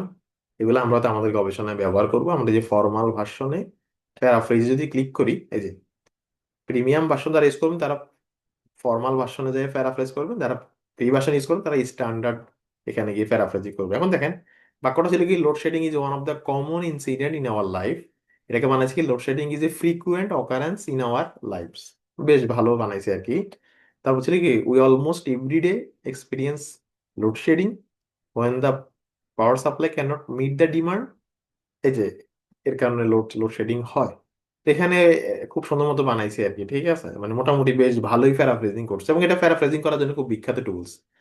এখন সবসময় আমাদের পরামর্শ হচ্ছে যে আপনি টুলস ইউজ করেন, কোনো সমস্যা নাই। ধরুন আমি এখন এটাকে কপি করলে, যে লেখাগুলো কপি করে আমার এমএস ওয়ার্ড আমি ব্যবহার করতে পারবো, এআই পার্সেন্টেজ কমবে। একেবারে যদি কমাতে চান, তাহলে আপনি কুইলবোর্ডের আউটপুটটাকেও কাস্টমাইজ করবেন। যেমন সেখানে বলছে load shedding is A frequent occurrence, আপনি অকারেন্সের উপর ক্লিক করলে সে আপনাকে আরো রিলেভেন্ট শব্দ দেখাবে। ফ্রিকুয়েন্ট ফেনোমেনন, ফ্রিকুয়েন্ট ইনসিডেন্ট, কোন শব্দটা বেশি কাছাকাছি যায়। বা হয়তো চ্যাট জিপিটি হয়তো ওয়ার্ডটা, সরি কি বলে, উইলবোর্ড হয়তো ওয়ার্ডটা সাজেস্ট করতেছে না, আপনি আরো নতুন কোনো শব্দ পান কিনা। তারপর এখানে সে যে বিভিন্ন বিকল্প শব্দ সাজেস্ট করে, আমরা দেখবো যে কোন শব্দটা এখানে সবচেয়ে বেশি খাপ খায়, ঠিক আছে। বললো যে load shedding occurs when the power supply is insufficient. আচ্ছা, এখন ইনসাফিসিয়েন্টের উপর ক্লিক করলে সে এই যে নট এনাফ আছে, নট এডিকেটেড আছে, আমরা দেখবো যে কোন শব্দটা সুন্দর। এরপর আবার আমাদের নিজের এখন, মানে সফটওয়্যার হচ্ছে আমাদেরকে ধরেন 40% করে দিল, 50% করে দিল। এরপর আমরা আবার এই লাইনটাকে আমরা দেখবো যে কোথাও চেঞ্জ করা যায় কিনা, লেখাটাকে আর একটু ঘুরিয়ে দেওয়া যায় কিনা। কিন্তু রেফারেন্সিং কিন্তু করতে হবে, এমন না যে প্যারাফ্রেজিং করে রেফারেন্সিং করবো, রেফারেন্সিং করতে হবে। অর্থাৎ টুলস ইউজ করার পাশাপাশি হাত লাগাইতে হবে, সোজা বাংলায় বললে। তাহলেই কেবল আপনার এই এআই স্কোরটা কমে যাবে। মানে প্যারাফ্রেজিং আপনি টুলস দিয়ে করতে পারবেন, কিন্তু আপনার হাত লাগাইতে হবে, মানে যেখানে যেখানে প্রয়োজন। আপনি তো জানেন যে প্যারাফ্রেজ মানে কি, মানে বাক্যটাকে নিজের মতো করে নেওয়া। আপনি নিজের মতো করে নিতে হলে যা করতে হয় সেটাই আপনি এখানে করবেন। চাইলে আপনি আগেরটাকে পিছনে এনে, পিছনেরটাকে আগে আগে এনে আপনি ইয়া করতে পারবেন, মানে এটাকে প্যারাফ্রেজ করতে। যেমন এখানে শুরুতে বললে লোডশেডিং আমাদের জীবনে একটা দৈনন্দিন একটা বড় সমস্যা। কিন্তু আপনি যদি বাক্যটা এইভাবে শুরু করতেন, যে যেহেতু আমাদের দৈনন্দিন জীবনে সব কাজেই ইলেকট্রিসিটি প্রয়োজন হয়, তাই লোডশেডিং আমাদের জন্য একটা নিত্য নৈমিত্তিক, মানে নতুন, মানে লোডশেডিংটা একটা বড় সমস্যা। আপনি প্রথমে একটু আগের লেখাটা পরে আনলেন, পরের লেখাটা আগে আনলেন। এই হলো টুলস ইউজ করে আমরা প্যারাফ্রেজ করতে পারি। তো কুইলবোর্ডে ফ্রি ভার্সন দিয়েও করতে পারেন, ফ্রি ভার্সনটা তুলনামূলক কম ভালো, পেইড ভার্সনটা বেশি ভালো। ফ্রি ভার্সনে পার ক্লিকে অল্প অল্প ওয়ার্ড দেওয়া যায়, পেইড ভার্সন আবার পার ক্লিকে হিউজ কয়েক পাতাও দেওয়া যায়, এটা কোনো সমস্যা হয় না। ঠিক ঠিক আছে। তো এই হলো কুইলবোর্ডের আলাপ, এই সফটওয়্যারটা দিয়ে প্যারাফ্রেজ করতে পারেন। এর বাইরে আরো অনেক ফ্রি সফটওয়্যার আছে যেগুলো দিয়ে করা যায়, কিন্তু সেগুলো কুইলবোর্ডের কাছাকাছি না। আমি শুধু নাম বলে আর আপনাদের পেজ ভরাইতে চাই না, ঠিক আছে। এর বাইরে যারা আমরা চ্যাট জিপিটি ইউজার, আমরা এআই এর ক্লাসে বলে দেবো যে চ্যাট জিপিটি কোথায় ব্যবহার করতে পারবো, কোথায় ব্যবহার করতে পারবো না। তো যদি এক কথায় বলি, আমরা এআই এর ক্লাসে এটার নীতিমালাটা দেখাবো, কোথায় ব্যবহার করতে পারবো, কোথায় ব্যবহার করতে পারবো না। তবে এক কথায় বলে দিই, যদি আমরা সঠিকভাবে রেফারেন্সিং করি, যদি আমরা সঠিকভাবে রেফারেন্সিং করি, তাহলে আমরা এআই দিয়ে প্যারাফ্রেজিং এর কাজটা করতে করতে পারবো। মানে প্যারাফ্রেজিং এর কাজটা এআই দিয়ে করা যায়, ঠিক আছে। এই যে, কিন্তু এটা যদি কিন্তু হচ্ছে, এটা বলতেছি যে আমি এখন জাস্ট আমার ওই যে লাইনটা, সেই লাইনটা এখানে লিখলাম, লাইনটা এখানে লিখে বললাম যে প্যারাফ্রেজ, প্যারাফ্রেজ করে দাও, বা বললাম যে প্যারাফ্রেজ প্লিজ। এটা ফ্রি ভার্সনে হবে, চ্যাট জিপিটি ফ্রি ভার্সনে হবে। এই যে এখন সে কিন্তু এটাকে প্যারাফ্রেজ করে দিছে। এখন যদি আপনি বলেন যে আমাকে, এটা তো ধরেন মূল লেখাটা ছিল 6 লাইনে, আপনি যদি বলেন আমাকে একটু এক্সটেন্ডেড ভার্সনে বা শর্ট ভার্সনে প্যারাফ্রেজ করে দাও, ঠিক আছে। আমি যদি বলি শর্ট ভার্সন, যে শর্ট ভার্সন, ঠিক আছে, জাস্ট কমান্ড দিলাম কি শর্ট ভার্সন, তখন সে মূল লেখাটাকে আরেকটু, মানে মূল লেখার কোনো কিছু চেঞ্জ না করে আরেকটু ছোট করে প্যারাফ্রেজ করে দিই, যেটা প্যারাফ্রেজের মূল এসেন্সের সাথে যায়। এখন দেখেন সে কিন্তু পুরো লেখাটাকে প্যারাফ্রেজও করছে, মূল লেখাটাও নিয়ে আসছে। তো আমরা চাইলে চ্যাট জিপিটি বা জেমিনি এর ফ্রি ভার্সন দিয়েও প্যারাফ্রেজ করতে পারি রিসার্চ আর্টিকেলের ক্ষেত্রে, যদি আমরা প্রপারলি রেফারেন্সিং গুলা সব জায়গায় দিয়ে থাকি, ঠিক আছে, যদি প্রপারলি রেফারেন্সিং গুলো সব জায়গায় দিয়ে থাকি। তবে এখানে কিন্তু আছে, যেমন যারা এখানে বিভিন্ন ইউনিভার্সিটিতে পড়তেছেন, একাডেমিক অ্যাসাইনমেন্ট যারা জমা দেন, সেই একাডেমিক অ্যাসাইনমেন্টের ক্ষেত্রে কিন্তু আবার বিধিনিষেধ থাকতে পারে। যেমন ধরেন আপনি হয়তো মাস্টার্সে পড়তেছেন, আপনার লেখার মানের উপর মার্কিং হবে। রিসার্চ পেপার যখন আমরা জার্নালে জমা দিই, তখন কিন্তু লেখার মানের উপর বেস করে পেপার অ্যাকসেপ্ট হয় না, লেখার নভেলটির উপর ভিত্তি করে পেপার অ্যাকসেপ্ট হয়। এই জন্য রিসার্চ আর্টিকেলের ক্ষেত্রে আমরা এআই টুলস ব্যবহার করে প্যারাফ্রেজ করতে পারি যদি আমরা সঠিকভাবে রেফারেন্সিং করি। রিসার্চ আর্টিকেলের ক্ষেত্রে করতে পারি, কিন্তু একাডেমিক অ্যাসাইনমেন্ট, একাডেমিক থিসিস, এসব ক্ষেত্রে বিভিন্ন ইউনিভার্সিটির নিয়ম বিভিন্ন রকম। ফলে দেখবেন যে আপনার ইউনিভার্সিটির স্পেসিফিক রুলসটা দেখবেন যে এআই নিয়ে তাদের রুলস কি, যেহেতু ওখানে আপনার লেখার মানের উপর যেহেতু মার্কিং হয়, সেক্ষেত্রে এখানে কিছু বিধিনিষেধ থাকতে পারে। নর্মালি 20% পর্যন্ত এআই ডিটেকশন অ্যালাউ করা হয়, মানে আপনার যদি পুরো লেখাটা 10 পেজ হয়, সেখানে 20% পর্যন্ত এআই ডিটেকশনটাকে মানা হয় আর কি। ঠিক ঠিক আছে। আশা করি আপনারা বিষয়টা বুঝতে পারছেন। আমরা এআই ব্যবহার করে রিসার্চ আর্টিকেলের ক্ষেত্রে প্যারাফ্রেজ করতে পারবো। তবে আবার বলছি, মানে এআই তো সব পারবে না, আপনি নিজের মতো করে জায়গায় জায়গায় চেঞ্জ করা লাগতে পারে। এগুলো আমরা ইন্ট্রোডাকশন ক্লাসে যখন দেখাবো, তখন আমরা কিন্তু প্রসেসটাও ওই সময় শিখিয়ে দেবো। ঠিক আছে। কিন্তু একাডেমিক অ্যাসাইনমেন্টের ক্ষেত্রে ইউনিভার্সিটি বা ডিপার্টমেন্ট রুলস কিন্তু ভিন্ন হইতে পারে। যেমন ধরুন, আমরা যারা বড় হয়েছি আমরা কিন্তু ক্যালকুলেটর এখন ব্যবহার করি, কোনো সমস্যা নেই। কিন্তু ক্লাস 2 এর কাউকে ম্যাথ ক্লাসে কি ক্যালকুলেটর ব্যবহার করতে দেবে? দেবে না। কারণ যোগ বিয়োগ গুণ ভাগ এটাই তার পরীক্ষা। এটা এটা মানে প্রমাণ করেই সে পরীক্ষা পাশ করতে হবে। সুতরাং তার জন্য কিন্তু ক্যালকুলেটর ইউজ করলে হবে না, সে এটা ম্যানুয়ালি হিসাব করে করতে হবে। এই জন্য কোনটা একাডেমিক থিসিস, একাডেমিক অ্যাসাইনমেন্ট সেটা এক বিষয়, রিসার্চ আর্টিকেলের ক্ষেত্রে কিন্তু বিষয়টা ভিন্ন। ঠিক আছে। তবুও যেহেতু বিভিন্ন টুলস এআই ডিটেক্ট করে ফেলে, কেউ রিসার্চ আর্টিকেলে গণহারে প্যারাফ্রেজ না করাই ভালো। মানে সেখানে অবশ্যই যেন আপনার রিফ্লেকশন থাকে। ঠিক ঠিক আছে। আমরা এআই এর ক্লাসে এই বিষয়টা আরো বেশি ক্লিয়ার করবো। আপাতত এতটুকুই মনে রাখেন, রিসার্চ আর্টিকেলে যদি আমরা ঠিকমতো সোর্সকে রেফারেন্সিং করি, তাহলে এআই ব্যবহার করে প্যারাফ্রেজিং করা যাবে। ঠিক আছে। আশা করি বিষয়টা বুঝতে পারছেন।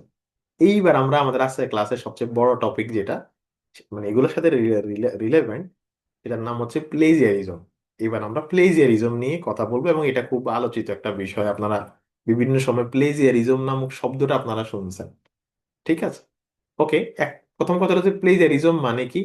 প্লেজারিজম মানে এই যে সোজা কথা এখানে দেওয়াই আছে যে অন্যের কোনো একটা পাবলিশড অথবা আনপাবলিশড আইডিয়া অথবা লেখা তার অনুমতি ব্যতীত, মানে তাকে রেফারেন্সিং করা ব্যতীত যদি আমি আমার নিজের বলে চালাই, এইটাকে বলে হচ্ছে প্লেজিয়ারিজম। এটাকে বলে প্লেজিয়ারিজম। ঠিক আছে। আমি যেখানে শীট আছে, শীট গুলো আমি দিয়ে দেবো।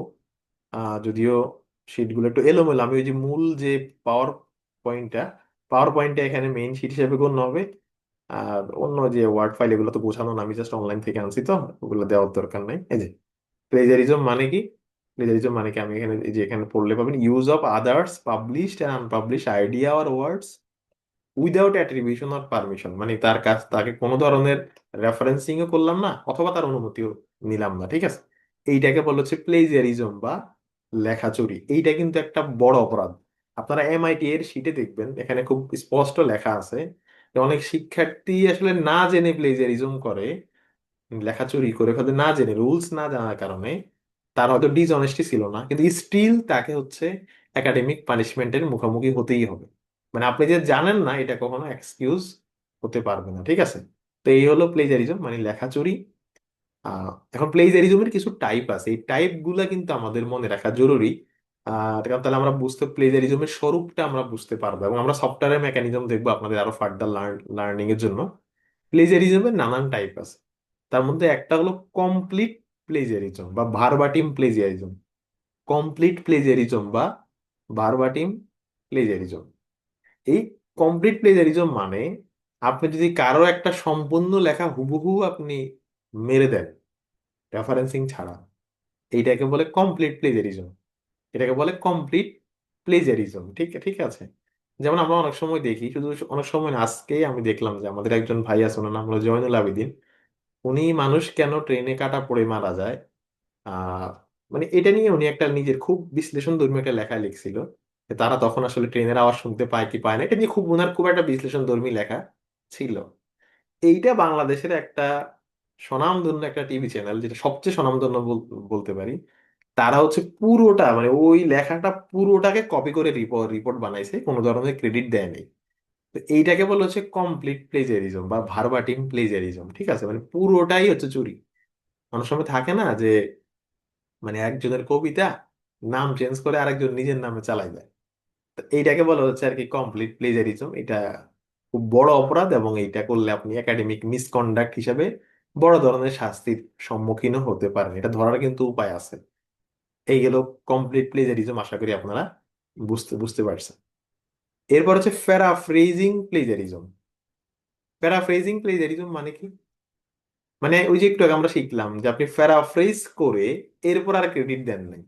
মানে আপনি কারো কাছ থেকে 4টা লাইন নিছেন বা 2টা লাইন নিছেন, আপনি যেটা বলছেন আমি যেহেতু প্যারাফ্রেজ করছি, এটা তো লাইনগুলো আমার হয়ে গেছে, যেহেতু আমি প্যারাফ্রেজ করছি লাইনগুলো আমার হয়ে গেছে, এইটাও কিন্তু একটা বড় অপরাধ। এটাকে বলে প্যারাফ্রেজিং প্লেজারিজম। এটাকে বলে প্যারাফ্রেজিং প্লেজারিজম, ঠিক আছে? মানে প্যারাফ্রেজ করছেন কিন্তু আপনি ক্রেডিট দেন নাই। এখন অনেকে বলতে পারেন বা এটা সফটওয়্যার সফটওয়্যার কিন্তু এটা বুঝবে, বা আমরাও এটা বুঝতে পারি। যেমন ধরেন কেউ একজন তার পেপারে লিখে রাখছে যে সুন্দরবনে 420টা বাঘ আছে, সে কোনো ক্রেডিট দেয় নাই। আচ্ছা, ক্রেডিট যদি না দেয়, এই তথ্যটা কি আসমান থেকে নাজিল হবে? কেউ না কেউ এটা বের বের করছে না। সুন্দরবনে যে 420টা বাঘ আছে, এটা তো কেউ না কেউ এটা বের করছে বলে আপনি লিখছেন। এখন আপনি যে ক্রেডিট দেন নাই, তার মানে কি এই তথ্যটা আপনার? তাহলে আপনার প্রমাণ করতে হবে আপনার কোন আর্টিকেলে আপনি এটা বের করছেন। তার মানে যারা আমাদের এক্সটার্নাল বা সুপারভাইজার, তারা কিন্তু আপনি যখন ক্রেডিট দেন না, ওরা কিন্তু দেখেই বুঝে যে এখানে আসলে এই তথ্যটা আপনি আরেকজনের কাছ থেকে নিছেন। কারণ এটা একটা নিউমেরিক্যাল ডেটা, বা এটা একটা বিশ্লেষণধর্মী বক্তব্য যেটা আপনার নয়। তো প্যারাফ্রেজিং করলেও ক্রেডিট দিতে হবে, এই কথাটা আমি 7বার বললাম এই কারণে। এই ভুলটা কিন্তু আপনারা অনেকেই করবেন। আপনারা অনেকে আমাকে কয়েকদিন ধরে প্রপোজাল দেখাচ্ছিলেন। অনেকের ক্ষেত্রে আমি দেখছি প্রপোজাল লিখতে গিয়ে আপনারা প্যারাফ্রেজিং প্লেজারিজমটা করতেছেন। বিভিন্ন ইনফো নিয়ে আসছেন কিন্তু কোনো রেফারেন্সিং নাই। তো এটাকে বলে প্যারাফ্রেজিং প্লেজারিজম। আচ্ছা, 3 নাম্বার হচ্ছে মোজাইক প্লেজারিজম। আচ্ছা, আমি মূল শিট থেকে দেখাই। আচ্ছা, 3 নাম্বার হচ্ছে মোজাইক প্লেজারিজম। মোজাইক প্লেজারিজম মানে, সোজা কথা হলো, সোজা বাংলা আমরা যেটাকে বলি ডালে চালে খিচুড়ি, এটাকে বলে মোজাইক প্লেজারিজম। ডালে চালে খিচুড়ি মানে মানে কি? আমাদের একজন সাহিত্যিক আছেন, উনি খুব হাস্যরসাত্মক ভাবে একটা উক্তি করেছিল আর কি, মানে এমনি ফান করে আর কি। সেটা বলছে যে আহ একটা জায়গা থেকে নিলে হচ্ছে চুরি, আর 10টা জায়গা থেকে তথ্য নিলে সেটা সাহিত্য।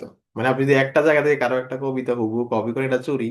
আর যদি 10 জায়গা থেকে 10 ধরনের তথ্য নিয়ে আসলে সেটা হয়ে যায় সাহিত্য। মানে এটা একটু ফান করে বলছিল।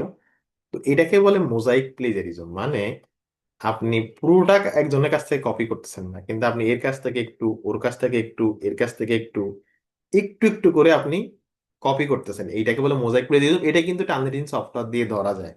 মানে আপনি বিভিন্ন পেপার থেকে একটু একটু করে নিচ্ছেন, ঠিক আছে, কিন্তু আপনি ক্রেডিট কিন্তু দেন নাই। এটা কিন্তু ইজিলি সফটওয়্যার এটা ডিটেক্ট করা যায়। আমি একটু পরে উদাহরণ দেখাবো, উদাহরণ দেখলে বুঝবেন। আমরা যখন সফটওয়্যারটা অপারেট করে দেখাবো। এটাকে বলে মোজাইক প্লেজারিজম। আর এরকম ডালে চালে খিচুড়িও কিন্তু আমাদের করা যাবে না, ঠিক ঠিক আছে? মানে অর্থাৎ এগুলো ধরার জন্য কিন্তু পর্যাপ্ত মেকানিজম আছে, এটাও করা যাবে না। আচ্ছা, এরপর একটা ইস্যু হলো যে সেলফ প্লেজারিজম।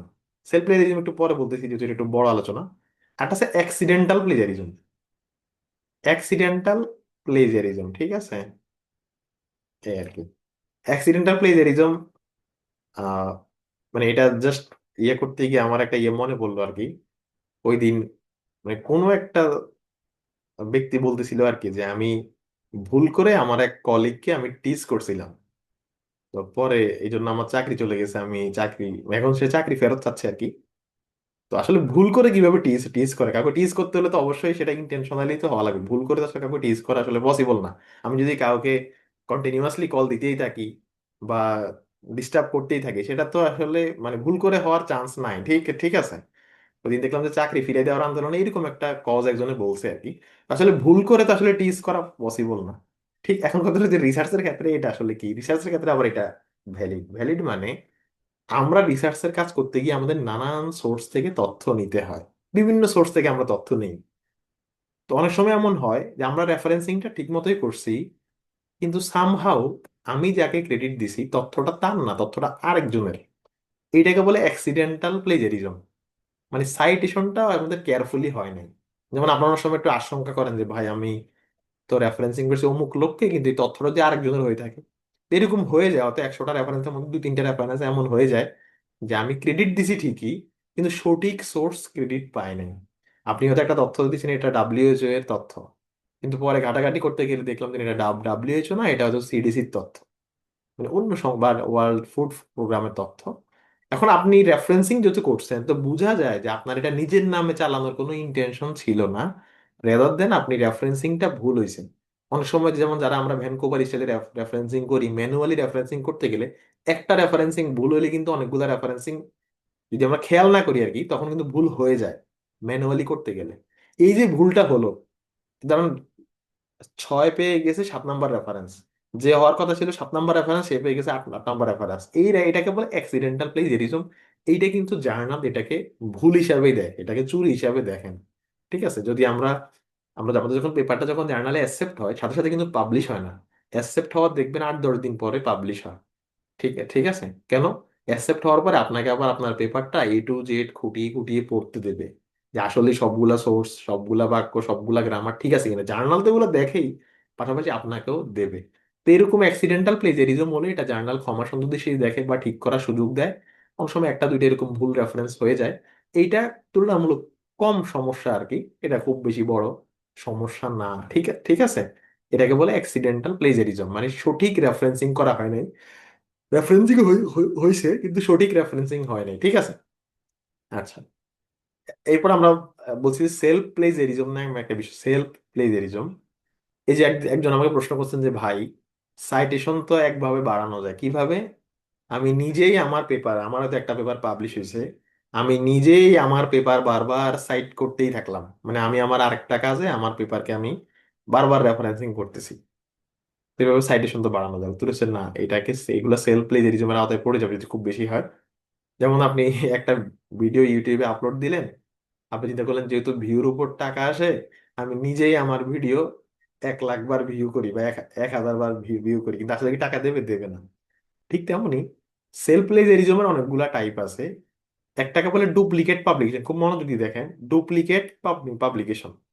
ডুপ্লিকেট পাবলিকেশন মানে যেমন আজকে একজন আপু আমাকে জিজ্ঞেস করছে যে ভাই আমার পেপারটা একটা লোকাল জার্নালে পাবলিশ করছি, এটা কি আর একটা ভালো জার্নালে পাবলিশ করতে পারবো কিনা। ও তো হচ্ছে না, কোনো একটা পেপার যখন একবার অনলাইনে চলে যায়, সেটা রিকোয়েস্ট করে উইথড্র না করে আপনি নতুন করে অন্য কোথাও পাবলিশ করতে পারবেন না।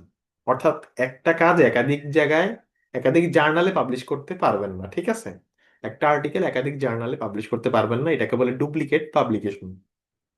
এখন প্রশ্ন হলো যে ডুপ্লিকেট পাবলিকেশন হলে ক্ষতি কি? অনেকে প্রশ্ন করবেন যে মানে ডুপ্লিকেট পাবলিকেশন হইলে ক্ষতি কি। এটা তার ভালো, আমি এটা রিসার্চ করছি, সেটা আমি বেশি বেশি মানুষকে জানাচ্ছি, এই জন্য আমি 3টা জার্নাল বা 4টা জার্নালে আমি সেটা প্রকাশ করতেছি।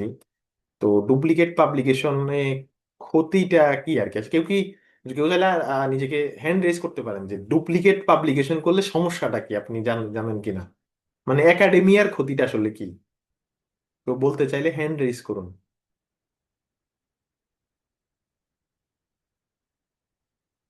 নতুন করে কেউ হ্যান্ড রেজ করুন, যাদের আগে হ্যান্ড রেজ আছে তাহলে হ্যান্ড নামে আবার হ্যান্ড করতে পারছে। আচ্ছা, পল্লব রহমান হাত তুলছেন। ডুপ্লিকেট পাবলিকেশন করলে আমাদের ক্ষতিটা আসলে কি বলুন তো? জি ভাই, ক্ষতিটা কি জানতে চাই। আচ্ছা, আপনি জানতে চান এই জন্য হাত তুলছেন, ঠিক আছে। আচ্ছা, এমডি কবির আপনি হাত তুলছেন বলুন, আর অনেকে হাত তুলছেন, সবাইকে সুযোগ দেওয়া সম্ভব না। এমডি কবির হাত তুলছেন, বলবেন কি? বেটা তো সমস্যা করবে এটা, সিভিতে অ্যাড করা যাবে, কারণ এটা তো ধরতে পারে সাধারণত। না, এটা তো ঠিক আছে, মানে সিভিতে ধরা খেয়ে যাবে, কিন্তু আমি বললাম যে একাডেমিয়ার ক্ষতি কি, বিজ্ঞানের কি ক্ষতি? ফয়সাল আহমেদ ও হাত ভাই, তুলছেন। এটা তো সমস্যা করবে ভাই, এটা তো সমস্যা করবে যে ওই যে কি জানো, আহ আমি যখন এই যে ফেক কোনো কিছুতে দিছি, মানে পেপারটা, তো এখান থেকে তো যদি ভালো কাজ হয়ে থাকে, তো ফেক জার্নালে যদি যায় থাকে, তো এটা কেমন হয়ে গেল না, যে এটার কোনো ইয়াই নেই, লেজিটিমেসি নেই, কিন্তু আমি এখানে দিছি। তো আরেকটা জিনিস হলো ভাই, ওই যে আগের দিন যে বললেন, ওই প্রথম দিন আমার ভুলে গেছি যে আচ্ছা, ঠিক আছে, ওকে।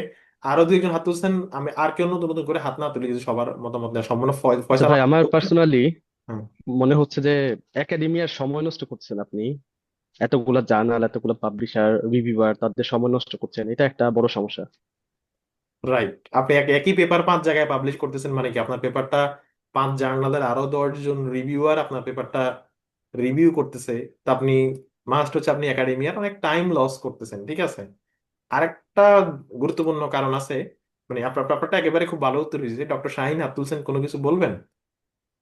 আহ, আমার মনে হয় অ্যাকচুয়ালি আমরা যখন কোন একটা পেপার পাবলিশ করি কোন একটা জার্নালে, তার 70টা জার্নালে হয়ে যায় অ্যাকচুয়ালি।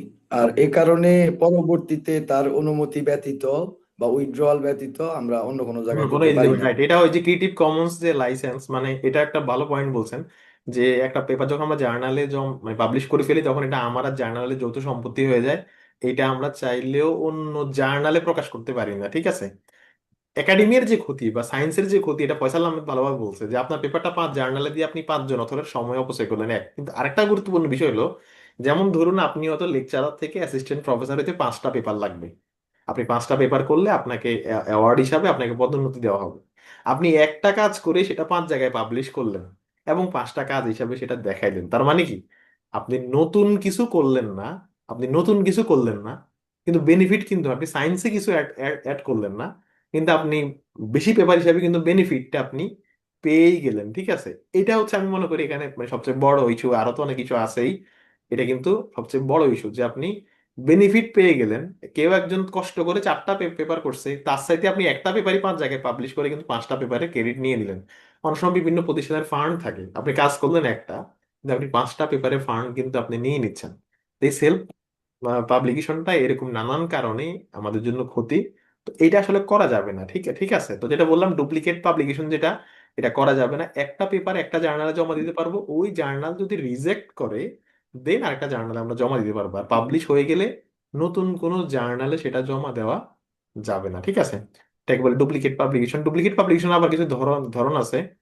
আর ডুপ্লিকেট সরি সেলফ প্লেজারিজম আরো ধরন আছে, ডুপ্লিকেট, আগমেন্টেড, সিগমেন্টেড, ঠিক ঠিক আছে। আগমেন্টেড সিগমেন্টেড মানে হলো এটা হলো যে অ্যালগরিদম তো প্রিভিয়াসলি আচ্ছা, ধরুন আপনার একটা কাজ অলরেডি পাবলিশ হয়ে গেছে, আপনি সেটার সাথে সামান্য কিছু যোগ করে আপনি আরেকটা পেপার করে ফেললেন, সেটার সাথে হয়তো 5% আপনি যুক্ত করছেন। আগের পেপারে আপনি 300 জনের সার্ভে করছেন, আপনি করলেন কি আরো 20 জনের সার্ভে করে এবার 420 আপনার ডেটা আপনি আরেকটা নতুন পেপার করে ফেললেন। আসসালামু এটা ভাই। করা যাবে না, ঠিক আছে। আসসালামু আলাইকুম। এইটা করা যাবে না, এটাকে বলে হচ্ছে আগমেন্টেড পাবলিকেশন। এটা করা যাবে না, মানে আগের কাজের সাথে সামান্য কিছু যুক্ত করে নতুন কাজ করা যাবে না। আরেকটা হলো যে একটা কাজকে মানে একটা রিসার্চ আর্টিকেলকে একাধিক পেপার করা যাবে না। যারা এখানে পিএইচডি তে আছেন, থিসিস করতেছেন, আপনারা চাইলে ইউনিক অবজেক্টিভের ইউনিক ইউনিক আলাদা আলাদা পেপার করতে পারবেন, মানে একটা থিসিস থেকে একাধিক পেপার করা সম্ভব সেটা না। আমি বলছি যে আপনার ধরেন একটা পেপার পাবলিশ অলরেডি হয়ে গেছে, সেই পেপারটাকে আপনি ভাবলেন যেহেতু এটা পুরোটা অন্য জার্নালে জমা দেওয়া যাবে না, আপনি সেই পেপারটাকে 3 ভাগে ভাগ করে আরো 3টা জার্নালে জমা দিতে পারবেন না, ঠিক আছে। অর্থাৎ একটা পেপার থেকে একাধিক পেপার আবার নতুন নতুন করে করতে পারবেন না, এইটাও সেলফ প্লেজারিজম এটাকে বলে। আচ্ছা, অনেকে প্রশ্ন করতে পারবে আমি কি আমার নিজের পাবলিশ পেপার থেকে আমার নতুন পেপারে ইনফো নিতে পারবো? হ্যাঁ, ইনফো নিতে পারবো। যদি প্রয়োজন হয় দুই একটা ইনফো তো আমি নিতে পারবোই, এটা সেলফ সাইটেশন বলে এটা গণ্য হয়। কিন্তু খুব বেশি নিলে কিন্তু জার্নাল এখন সফটওয়্যার দিয়ে এটা ইজিলি বুঝে যায় এবং পেপারটা ইজিলি সে রিজেক্ট করে দেবে, ঠিক আছে ঠিক আছে। আমাদের ভারতবর্ষে এমন অনেক ইয়া আছে যে সাইটেশন বাড়াই দেব এই সেই কয়ে মানে আমাদের পকেট কাটার চিন্তা করে, এবং সাইটেশন বাড়েও কিন্তু এটা মাস্ট এক সময় জার্নাল এটা মাস্ট এটা বুঝতেই পারে, ঠিক আছে। আমাদের ব্যাচেরই একজন, আমি জানি না এখন আমাদের ক্লাস আসছেন কি, আমাকে আজকে ক্লাসের আগে জিজ্ঞেস করতেছিল ভাই একটা ব্যানার দিয়ে যে ভাই একজনে একটা বিজ্ঞাপন দিছে যে স্কোপাস ইন্ডেক্স জার্নালে অথর স্লট এভেলেবেল, ঠিক আছে, টাকা দিলেই ওরা এতদিনের মধ্যে পাবলিশ করে দেবে, এইটা কি ভালো হবে কিনা। তখন আমি বলছি আপনি আপনার কমন সেন্সকে জিজ্ঞান, মানে আপনার কমন সেন্স কি বলে। আপনি কাজ করেন নাই, আপনি জাস্ট টাকা দেবেন, আপনার নাম চলে যাবে পেপারে, তো এটা জার্নাল ভালো হওয়ার চান্স আছে না? এই জার্নাল স্কোপাসে থাকলেও কি সেটা স্কোপাসে টিকবে টিকবে না? মানে আমি বলছি যে এটা আপনার কমন সেন্স কি বলে। পরে বলছে ভাই আমি বুঝতে বুঝতে বুঝতে পারছি। তো ঠিক এমনই আমরা অনেক সময় নিজে কমন সেন্স দিয়ে চিন্তা করলেও অনেক কিছু কিন্তু ইজিলি বুঝতে পারবো। কেউ আপনাকে বললো যে সে আপনার সাইটেশন বাড়াই দেবে, ঠিক আছে। যেমন আমার একটা বন্ধু আর কি, বন্ধু বন্ধু মানে আমরা একসাথে কোচিং করছিলাম ভার্সিটির, সে এখন ইউএসএ থাকে। তো ওখানে আবার ওই ন্যাশনাল ইন্টারেস্ট ওয়েবার নামে একটা ক্যাটাগরি আছে, এনআইডাব্লিউ তে গ্রিন কার্ডের জন্য অ্যাপ্লাই করতে হলে সাইটেশন লাগে। তো সে আমার বলতেছে বন্ধু আমার কিছু সাইটেশন বাড়াই দাও, ঠিক আছে। তো আমি বললাম আমি কিভাবে বাড়াবো, আমার কাজের সাথে তোমার কাজ তো মিল নেই। পরে বললো যে আমাদেরকে তো বিভিন্ন এরকম গ্রুপ আছে, তারা তো সাইটেশন এরকম বুস্ট করে দেয়, ঠিক আছে। তো যারা এরকম সাইটেশন বুস্ট করে তারা যেমন করতে পারে, আবার যারা কর্তৃপক্ষ তারাও কিন্তু বিভিন্ন টুলস নিয়ে বসে বসে আছে, যে এই যে আমরা দেখছি যে গুগল স্কলারে গেলে দেখা যায় যে কোন কোন পেপার আপনাকে সাইট করছে, এটা কিন্তু দেখা যায়, ঠিক আছে ঠিক আছে। সুতরাং আপনি যেমন চালায় কর্তৃপক্ষও কিন্তু এগুলা বুঝতে পারে, ঠিক আছে। যাই হোক, তো এটা হলো যে যেটা বললাম, সেলফ প্লেজারিজমটা আমাদের করা যাবে না, কোনো ধরনের প্লেজারিজম করা যাবে না। অ্যাক্সিডেন্টাল প্লেজারিজমটা জাস্ট জার্নাল এটাকে তুলনামূলক ছোট অপরাধ হিসাবে দেখে, যেটা আমি বললাম। তো এখন আমরা কথা বলবো যে প্লেজারিজমের সফটওয়্যারটা কোন মেকানিজমে কাজ করে। এই জিনিসটা যদি আপনি বুঝতে পারেন, তাহলে আসলে আপনাদের প্লেজারিজম হবে না। যেমন আমরা আজীবন প্লেজারিজম বইয়ের পড়া পড়ি, কিন্তু আদৌ যেই সফটওয়্যারটা আমরা আমরা ব্যবহার করি বা জার্নাল ব্যবহার করে, সেই সফটওয়্যারটার মেকানিজম আমাদের বুঝতে হবে। সফটওয়্যার কিভাবে এটা ডিটেক্ট করে বা সফটওয়্যারটা কিভাবে কাজ করে, সফটওয়্যার তো আমাদের অনেক কাছে নাই, কিন্তু এটা বুঝাটা খুব জরুরি, ঠিক আছে? তো বুঝার জন্য আমি আপনাদেরকে আজকে সফটওয়্যার দেখাবো। তো প্লেজারিজম ডিটেক্ট করার জন্য ওয়ার্ল্ড ওয়াইড সবচেয়ে বিখ্যাত সফটওয়্যার দুইটা, একটা হলো টার্নিটিন, একটা হচ্ছে আইথেন্টিকেট। দুইটা সফটওয়্যারই মানে প্রায় সেম সফটওয়্যার, মেবি সেম কোম্পানির আন্ডারে, আমি শিওর না। দুইটা মানে অলমোস্ট সেম সফটওয়্যার। টার্নিটিনটা ব্যবহার করা হয়, টিচাররা ব্যবহার করে, বিভিন্ন শিক্ষা প্রতিষ্ঠান ব্যবহার করে, এবং জার্নালগুলা ব্যবহার করে। আইথেন্টিকেটটা মূলত জার্নালগুলা ব্যবহার করে, ঠিক আছে? জার্নাল বা পাবলিশাররা ব্যবহার করে। দুইটাই কিন্তু মানে সিমিলার সফটওয়্যার আর কি। আপনি টার্নিটিন শব্দটা মানে ওয়ার্ল্ড ওয়াইড রিসার্চের জগতে খুব বিখ্যাত একটা নাম, টার্নিটিন। এই টার্নিটিন নামক সফটওয়্যার দিয়ে লেখা আপনি চুরি করছেন কিনা সেটা কিন্তু ডিটেক্ট করা যায়, ঠিক আছে? সেটা কিন্তু ডিটেক্ট করা যায়। তো কিভাবে সেটা ডিটেক্ট করে সেটা আমরা এখন প্র্যাকটিক্যালি দেখব। তো দেখুন, আমি আমার টার্নিটিন অ্যাকাউন্টে ঢুকি, তারপর আমি দেখাচ্ছি। তো আমি একটু ভিডিও স্ক্রিন শেয়ার অফ করি, যেহেতু আমি লগ ইন করবো, আমার আইডি পাসওয়ার্ড না হলে দেখা যাবে। আমি জাস্ট হচ্ছে মানে আপনাদের যাদের টার্নিটিন অ্যাকাউন্ট আছে, টার্নিটিন লগ ইন লিখে গুগলে সার্চ করে আইডি পাসওয়ার্ড দিলেই আপনারা ভেতরে ঢুকে যাবেন, ঠিক আছে? আমি টার্নিটিনে লগ ইন করতেছি জন্য সাময়িক সময়ের জন্য স্ক্রিনটা অফ করছি। এই যে আমি যার কাছ থেকে কিনছি টার্নিটিন অ্যাকাউন্টটা। তো এগুলোর ডিটেলস আমি বলতেছি, অনেকের মনে এই সফটওয়্যার নিয়ে প্রশ্ন থাকবে। এই হলো সফটওয়্যারের ইন্টারফেস। তো এই সফটওয়্যারটা ব্যক্তি পর্যায়ে, আমি যতটুকু জানি ব্যক্তি পর্যায়ে কেনার সুযোগ নেই, মূলত ইউনিভার্সিটি গুলো এজ এ প্রতিষ্ঠান হিসাবে কিনে, এরপর টিচাররা শিক্ষার্থীদেরকে স্লটে অ্যাক্সেস দেয়, মানে আপনাকে কত 20টা পেপার চেক করার জন্য অ্যাক্সেস দেবে, এরকম। একটা সফটওয়্যারের বাজার মূল্য অনেক টাকা, বছরে প্রায় 23 লাখ টাকা, আমি যতটুকু জানি। মানে 20-25 লাখ টাকার কম না। আমরা একবার নিউজ দেখছিলাম যে আমাদের ইউজিসি বিশ্ববিদ্যালয়গুলোর জন্য টার্নিটিন কিনবে। তাহলে বুঝতে পারতেছেন, যেটা কিনতে হলে ইউজিসির হস্তক্ষেপ লাগে, নিশ্চয়ই সেটা দামি বলেই আমরা এটা কমন সেন্স দিয়েও বুঝতে পারি। তো যাই হোক, এই হলো টার্নিটিন সফটওয়্যারের মানে ইন্টারফেস। টার্নিটিনের দুই ধরনের অ্যাকাউন্ট আছে, একটাকে বলে স্টুডেন্ট অ্যাকাউন্ট, একটাকে বলে ইনস্ট্রাক্টর অ্যাকাউন্ট। স্টুডেন্ট অ্যাকাউন্ট দিয়ে প্লেজিয়ারিজম চেক করা যায় বা সিমিলারিটি চেক করা যায়, আর ইনস্ট্রাক্টর অ্যাকাউন্ট দিয়ে সিমিলারিটি প্লাস এআই ডিটেকশনটাও করা যায়। মানে টার্নিটিন ইনস্ট্রাক্টর অ্যাকাউন্টে বাড়তি সুবিধা হলো এআই ডিটেকশনটাও করা যায়, ঠিক আছে? তো আমি এখন দেখাচ্ছি স্ক্রিনে, সেটা একটা স্টুডেন্ট অ্যাকাউন্ট। এই যে আমি প্লেজারিজম চেকার এই শব্দটাতে ক্লিক করলাম। এই শব্দটাতে ক্লিক করলে দেখুন, মেকানিজমটা বোঝা কিন্তু খুব জরুরি। এই যে আমি ক্লিক করলাম, ক্লিক করলে আমাকে স্লট গুলো দেখাচ্ছে, ঠিক আছে? এই যে এই অ্যাকাউন্টে 120টা স্লট আছে। মানে আপনি যার যার কাছ থেকে টার্নিটিন কিনবেন, সে নির্ধারণ করে দিতে পারে কয়টা স্লট থাকবে। আমরা তো আসলে কখনো এটার ওনার না, আমরা জানি না যে এক অ্যাকাউন্ট দিয়ে কতটা স্লট করা যায়। তবে আমি যতটুকু জানি, এক অ্যাকাউন্ট মেবি 4,000 জনকে অ্যাক্সেস দেওয়া যায় আর কি, এরকম। বা এটা কম বেশি হইতে পারে, আই ডোন্ট নো।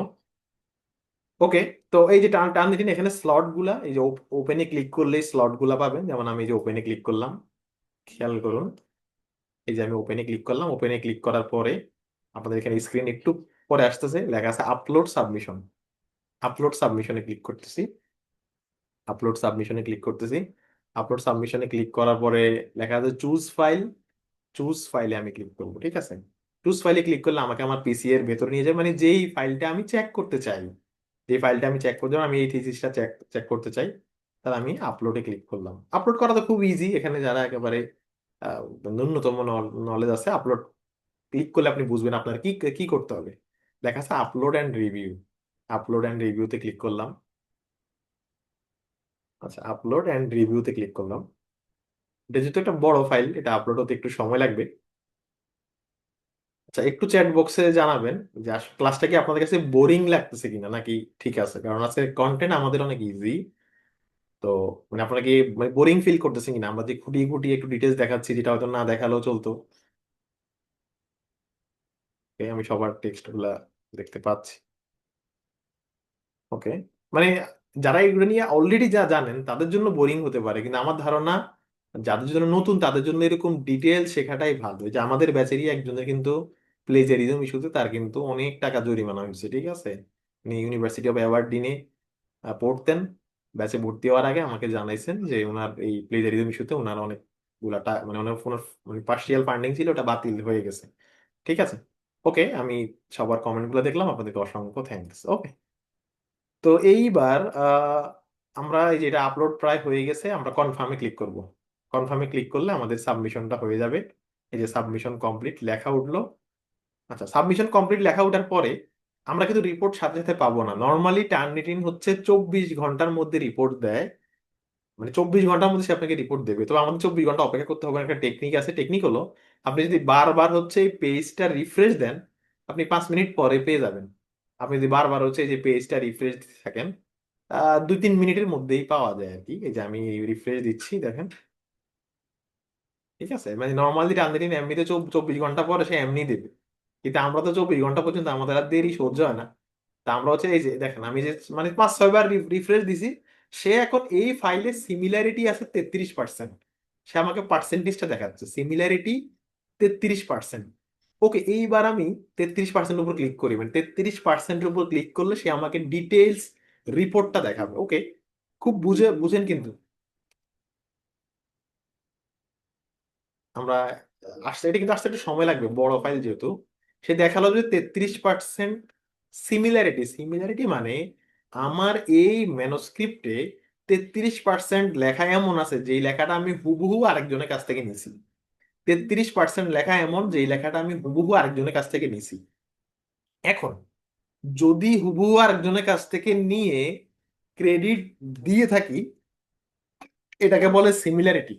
আর যদি হুবহু আরেকজনের কাছ থেকে নিছি আবার ক্রেডিটও দেই নাই, এটাকে বলে প্লেজারিজম। এটাকে বলে প্লেজার মানে আরেকজনের কাছ থেকে নিছেন, প্যারাফ্রেজিং করেন নাই, জাস্ট মানে ক্রেডিট দিছেন কিন্তু প্যারাফ্রেজিং করেন নাই। এটাকে বলে সিমিলারিটি। সিমিলারিটি জার্নাল বা বিভিন্ন ইউনিভার্সিটি 25% পর্যন্ত অ্যালাউ করে, কোনো প্রতিষ্ঠান 10%, কোনো প্রতিষ্ঠান 15%। ওয়ার্ল্ড ওয়াইড স্ট্যান্ডার্ড হচ্ছে সিমিলারিটি, বিভিন্ন প্রতিষ্ঠান 25% পর্যন্ত সিমিলারিটি অ্যালাউ করে। কিন্তু প্লেজিয়ারিজম কি এলাও করে? যেমন অনেকে আমাকে জিজ্ঞেস করেন, বা আমরা অনেক সময় ভুল কনসেপ্ট থাকি, বা অনেক সময় বিভিন্ন জায়গায় আমরা দেখি যে অনেকে বলে যে প্লেজিয়ারিজম 25% পর্যন্ত এলাও করে, বা প্লেজিয়ারিজম 20% পর্যন্ত এলাও করে। আমাদের কমন সেন্সে কি বলে, প্লেজিয়ারিজম মানে যদি লেখা চুরি হয়ে থাকে, সেটা কি 1%ও এলাও করবে? আপনারা আমার কথা বুঝছেন? মানে প্লেজিয়ারিজম মানে যদি লেখা চুরি হয়ে থাকে, সেটা কি 1%ও কি সেটা এলাও এলাও করবে? এটা কিন্তু 1%ও এলাও করবে না। আচ্ছা, আমাদের এটা আসুক, রিপোর্ট আসতে কিন্তু একটু সময় লাগে, কারণ এটা তো বড় ফাইল। মানে ছোট ফাইল হলে ইজিলি চলে আসতো, বড় ফাইলে 1-1.5 মিনিট সময় লাগে। এখন দেখুন, এই যেটা একটা থিসিসের পেপার, জাস্ট একটা র্যান্ডম থিসিস। এখন খেয়াল করুন, খুব ভালো করে খেয়াল করুন, এখানে এই যে কালার গুলা হয়ে আছে, এই কালারিং মানে এটা আমরা কালার অপশন অন অন করে রাখছি। এই কালার মানে যেখানে যেখানে এই যে হাইলাইট করা আছে, হাইলাইট মানে এই লাইনটা হুবহু অনলাইনে পাওয়া গেছে। এই লাইনটা হুবহু অনলাইনে পাওয়া গেছে।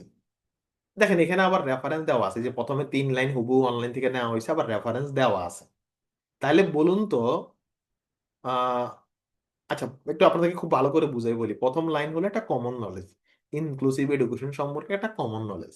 এটা রেফারেন্স দেয় নাই, ঠিক আছে। এটা রেফারেন্স দেয় নাই, ঠিক আছে, কিন্তু রেফারেন্স না দিলেও প্যারাফ্রেজ করতে হবে, প্যারাফ্রেজিংটা করে নাই।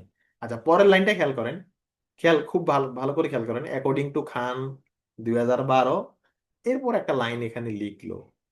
বলেন তো, এখানে কি প্লেজিয়ারিজম হয়েছে না সিমিলারিটি হয়েছে? চ্যাট বক্সে জানান তো, এস হয়েছে না পি হয়েছে? চ্যাট বক্সে জানান। যে রেফারেন্স দেওয়া হয়েছে কিন্তু আবার হাইলাইট হয়ে আছে, হাইলাইট হয়ে আছে মানে লাইনটা অনলাইনে হুবহু পাওয়া পাওয়া গেছে। এখানে কি প্লেজিয়ারিজম হয়েছে না সিমিলারিটি হয়েছে? রাইট, এখানে সিমিলারিটি হয়েছে। সিমিলারিটি মানে এক্সাক্ট ওয়ার্ডটা সিমিলারিটি, সে কিন্তু রেফারেন্সই করছে। রেফারেন্সই করছে মানে আর প্লেজারিজম হয় নাই। এখানে সিমিলারিটি হয়েছে আর কি। এই সিমিলারিটি কিন্তু করা যাবে না, এটা কিন্তু প্যারাফ্রেজ করতে হবে। লাইনটা কিন্তু প্যারাফ্রেজ করতে হবে। এরপর দেখেন, এই যে প্রায় লম্বা একটা প্যারা, এই যে খান এন্ড হাসমিয়ান খাতুন, লম্বা, এই যে গোলাপি কালার হয়েছে যেটা, এটাও কিন্তু সিমিলারিটি হয়ে আছে। এটা প্যারাফ্রেজ করা দরকার, দিলে প্যারাফ্রেজ করে নাই, হুবহু আরেকজনের বক্তব্য এনে জাস্ট রেফারেন্সটা দিয়ে দিয়ে দিছে। জাস্ট রেফারেন্সটা দিয়ে দিছে। তাহলে আমরা এই পেজে যা দেখতে পাচ্ছি, এগুলো হচ্ছে একটা প্রপার সিমিলারিটির একটা উদাহরণ, প্রপার সিমিলারিটির উদাহরণ। আমরা আজানের জন্য 1 মিনিট অপেক্ষা করবো, কেমন? আমরা আজানের জন্য 1 মিনিট অপেক্ষা করব।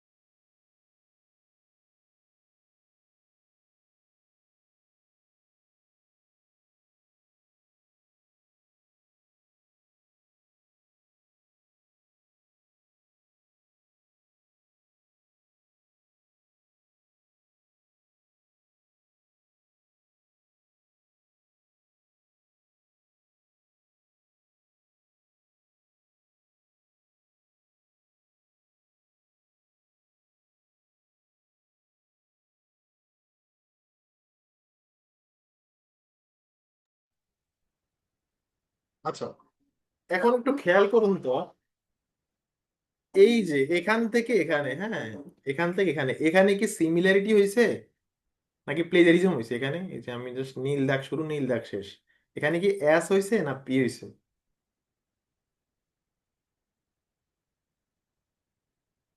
এখানে কিন্তু প্লেজিয়ারিজম হয়ে গেছে, এখানে কিন্তু প্লেজিয়ারিজম হয়ে গেছে, ঠিক আছে, এখানে প্লেজিয়ারিজম হয়ে গেছে। তার মানে কি, এখানে সে হুবহু নিছে, এখানে সে হুবহু নিছে, প্লাস হচ্ছে রেফারেন্সিং করে, এটা হচ্ছে একটা প্রপার প্লেজিয়ারিজমের এক্সাম্পল, ঠিক আছে, এটা একটা প্রপার। তার মানে কি, আমাদের পেপারে সিমিলারিটিও করা যাবে না, প্লেজারিজম করা যাবে না। এখন কিছু পার্সেন্ট, মানে 10%, 15%, 20% অ্যালাউ করে কেন? অনেক সময় সফটওয়্যারের নিজস্ব দুর্বলতার কারণে সফটওয়্যার কিছু নর্মাল জিনিসও সে মানে প্লেজারিজম ধরে বসে। যেমন ধরেন, কিছু কমন ফ্রেজ থাকে না, যে দুই এক শব্দ, যেমন যেমন এখানে খেয়াল খেয়াল করেন, এখানে এই যে ইমপ্লিমেন্টেশন অফ, এই শব্দটাকে সে ধরে বসছে, বা পলিসি এই শব্দটাকে ধরে বসছে, যদিও এই শব্দটা তো আমাদের কোনো আসলে মানে বাস্তবিক অর্থে এই শব্দটা তো আসলে মানে সিমিলারিটি না।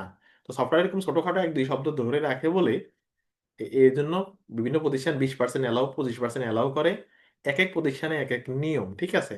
আচ্ছা, এবার একটু আমি আরো আরো জায়গায় যাই।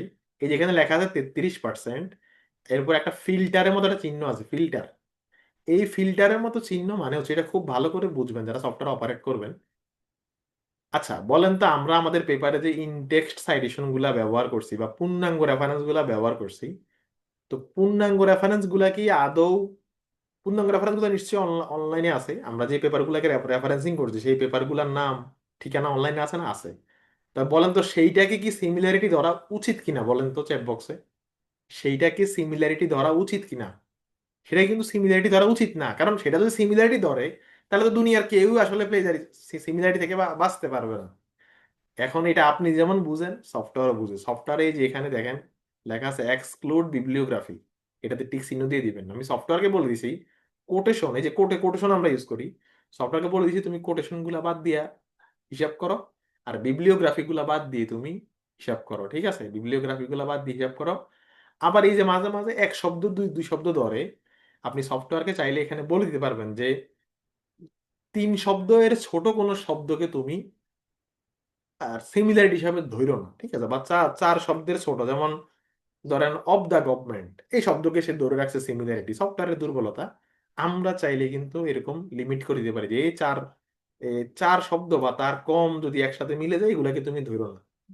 তো এখন সিমিলারিটি কত পার্সেন্ট অ্যালাউ করবে, এটা এক এক প্রতিষ্ঠানের এক নিয়ম। কোনো কোনো প্রতিষ্ঠান বলে রেফারেন্সিং সহ, মানে বিবলিওগ্রাফি সহই হিসাব করা হবে 25%, কিন্তু স্ট্যান্ডার্ড যেটা নিয়ম, বিবলিওগ্রাফি এবং কোটেশন বাদ দিয়ে হিসাব করা হয়, সেক্ষেত্রে 5% বা 10%, এক এক প্রতিষ্ঠানের এক এক নিয়ম। আমার অভিজ্ঞতায় বলে যে শুধুমাত্র ডেনমার্কে, এখানে যারা পড়তেছেন আমাদের ব্যাচে বেশ কয়েকজন আছেন ডেনমার্কে পড়তেছেন, ডেনমার্কে সিমিলারিটি মাত্র 5% অ্যালাউ করে, যেটা আমি খুব অবাক হয়েছি। ইভেন ইউএসএ তে, ইউকে তে, সব জায়গাতে এটা 15%, 20% পর্যন্ত অ্যালাউ করে। যাই হোক, তাহলে আমরা দেখেন বিবলিওগ্রাফি ছাড়া যদি আমরা চেক চেক করতাম, তাহলে কিন্তু পার্সেন্টেজটা হয়তো বাড়তেও পারতো, ঠিক আছে। এই যে এই যে আমরা এক্সক্লুড বিবলিওগ্রাফি দিয়ে সবসময় চেক করবো, ঠিক আছে, আমরা সবসময় এক্সক্লুড বিবলিওগ্রাফি দিয়ে আর কি চেক করবো, মানে দেখেন আমরা বিবলিওগ্রাফি এক্সক্লুড যখন করছি তখন আমাদের কিন্তু 24% হয়েছে, মানে পূর্ণাঙ্গ রেফারেন্স গুলা বাদ দিয়ে চেক করছি 24% হয়েছে। কিন্তু পূর্ণাঙ্গ রেফারেন্স গুলা সহ যখন আমরা চেক চেক করছি, তখন কিন্তু 33% হয়ে গেছে, তখন 33% হয়ে গেছে। এখন আর এক মজায় আসেন, মানে সফটওয়্যারটা বুঝছেন আর কি, সফটওয়্যার আউটপুটটা বুঝেন। এখানে এই যে কালার গুলা হয়ে আছে, এক একটা কালার এক একটা পেপারকে নির্দেশ করে, এক একটা কালার এক একটা পেপারকে নির্দেশ করে। এই যে আপনি কোন কোন সোর্স থেকে তথ্য নিছেন, সোর্স গুলাও কিন্তু এখানে দেখা যাচ্ছে, মানে আপনি কোন কোন পেপারকে সাইট করছেন, পেপার গুলাও এখানে দেখা যাচ্ছে। এখন ধরুন কেউ একদিন একটু চালাকি করলো, সে রেফারেন্সিং করে করে একই পেপার থেকে বারবার তথ্য নিচ্ছে। যেমন আপনি একই পেপার থেকে 50 বার তথ্য নিছেন, 50 বারই আপনি রেফারেন্সিং করছেন। এইটা কি ঠিক? এটা কিন্তু ঠিক না, তাই না? আপনি নিজে মৌলিক কিছু লিখতেছেন না, এক পেপার থেকেই মনে করেন আপনি বাংলাদেশের সংবিধান বানাবেন, আপনি চিন্তা করলেন আর কষ্ট করার দরকার কি, পাশের দেশের সংবিধানকে জাস্ট এলাকার নামগুলা চেঞ্জ করে আর পরিভাষা চেঞ্জ করে পুরোপুরি মেরে মেরে মেরে দিই। তো যেমন বাংলাদেশের, আমি আমি একবার বিশ্লেষণ করে দেখাইছিলাম যে বাংলাদেশের যে শিক্ষানীতি, সেটা অনেকাংশেই কেনিয়ার শিক্ষানীতির মতো, মানে অলমোস্ট হুবহু করে ফেলছে পরিভাষা সহ, ঠিক আছে, অনেক আগে আমরা যখন একাডেমিক পড়াশোনা করছি তখন এটা দেখাইছিলাম। এটা কি ঠিক? এটা কিন্তু ঠিক না। ঠিক তেমনই টার্নিটিং কিন্তু দেখাচ্ছে যে আপনি বিভিন্ন সোর্স থেকে তথ্য নিয়ে সেটা দেখাচ্ছে, পাশাপাশি একটা সিঙ্গেল সোর্স থেকে আপনি কয় পার্সেন্ট নিচ্ছেন সেটাও দেখাচ্ছে। দেখেন সে বলতেছে যে এই যে একটা লিঙ্ক এখানে আছে, এই পেপার থেকে আপনি আপনার পুরো পেপারে যত লাইন আছে, ধরো আপনার পুরো পেপারে 100 পেজ আছে, আপনি 5 পেজ মানে 5% নিছেন এই পেপার থেকে, 4% লেখা নিছেন এই পেপার থেকে। মানে কোন পেপার থেকে আপনার মূল লেখার কত পার্সেন্ট কোন পেপার থেকে আসছে সেটা ওখানে দেখাচ্ছে। তো ওয়ার্ল্ড ওয়াইড স্ট্যান্ডার্ড হচ্ছে টিচাররা বলে দেয় যে কোনো একটা সিঙ্গেল সোর্সের জন্য 5%-এর বেশি না হয়। কোনো কোনো ভার্সিটিতে বলে দেয় কোনো একটা সিঙ্গেল সোর্স থেকে যেন 3%-এর বেশি না নেই। এই যে আপনার অনেকে প্রশ্ন করতেন যে ভাই আমি এক পেপার থেকে কয়বার তথ্য নিতে পারবো, আশা করি এই উত্তরটা পাইছেন। এগুলা কিন্তু মানে ওয়েল এস্টাবলিশ রুলস, বা অনেক সময় রুলস লিখে না দিলেও কেউ যদি আপনার পেপার চেক করতে গিয়ে দেখে আপনার টোটাল ম্যাচিং 24%, এই 24% আপনি 52%ই একটা পেপার থেকে নিছেন, তার মানে কি আপনি একটা পেপার থেকে বারবার তথ্য তথ্য নিচ্ছেন। এটা তো আসলে মানে দেখতে খারাপও দেখা যায়, এই আর কি। ঠিক আছে, তাহলে আশা করি এই পার্সেন্টেজের হিসাব নিকাশ গুলো আপনারা বুঝতেছেন।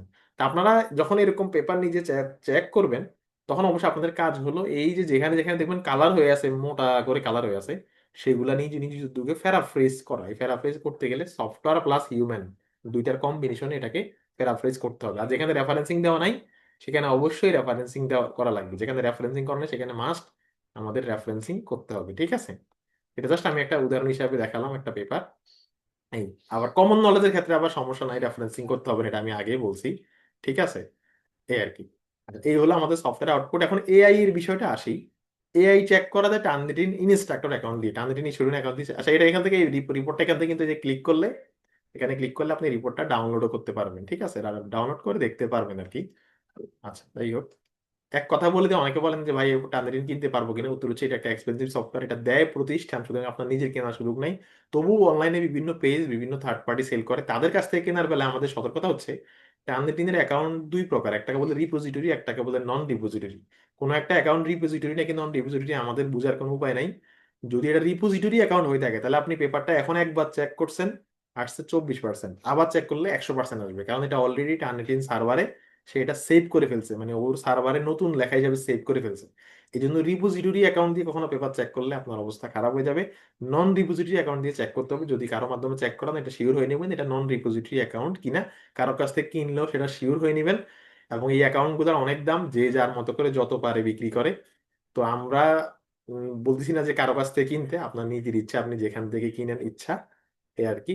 মাঝে আমরা হচ্ছে যে মানে ব্যাচের জন্য আমরাও একটা সোর্স থেকে কিনে দিয়েছিলাম, তো সেটা যদি হয় সেটা আমরা জানাবো।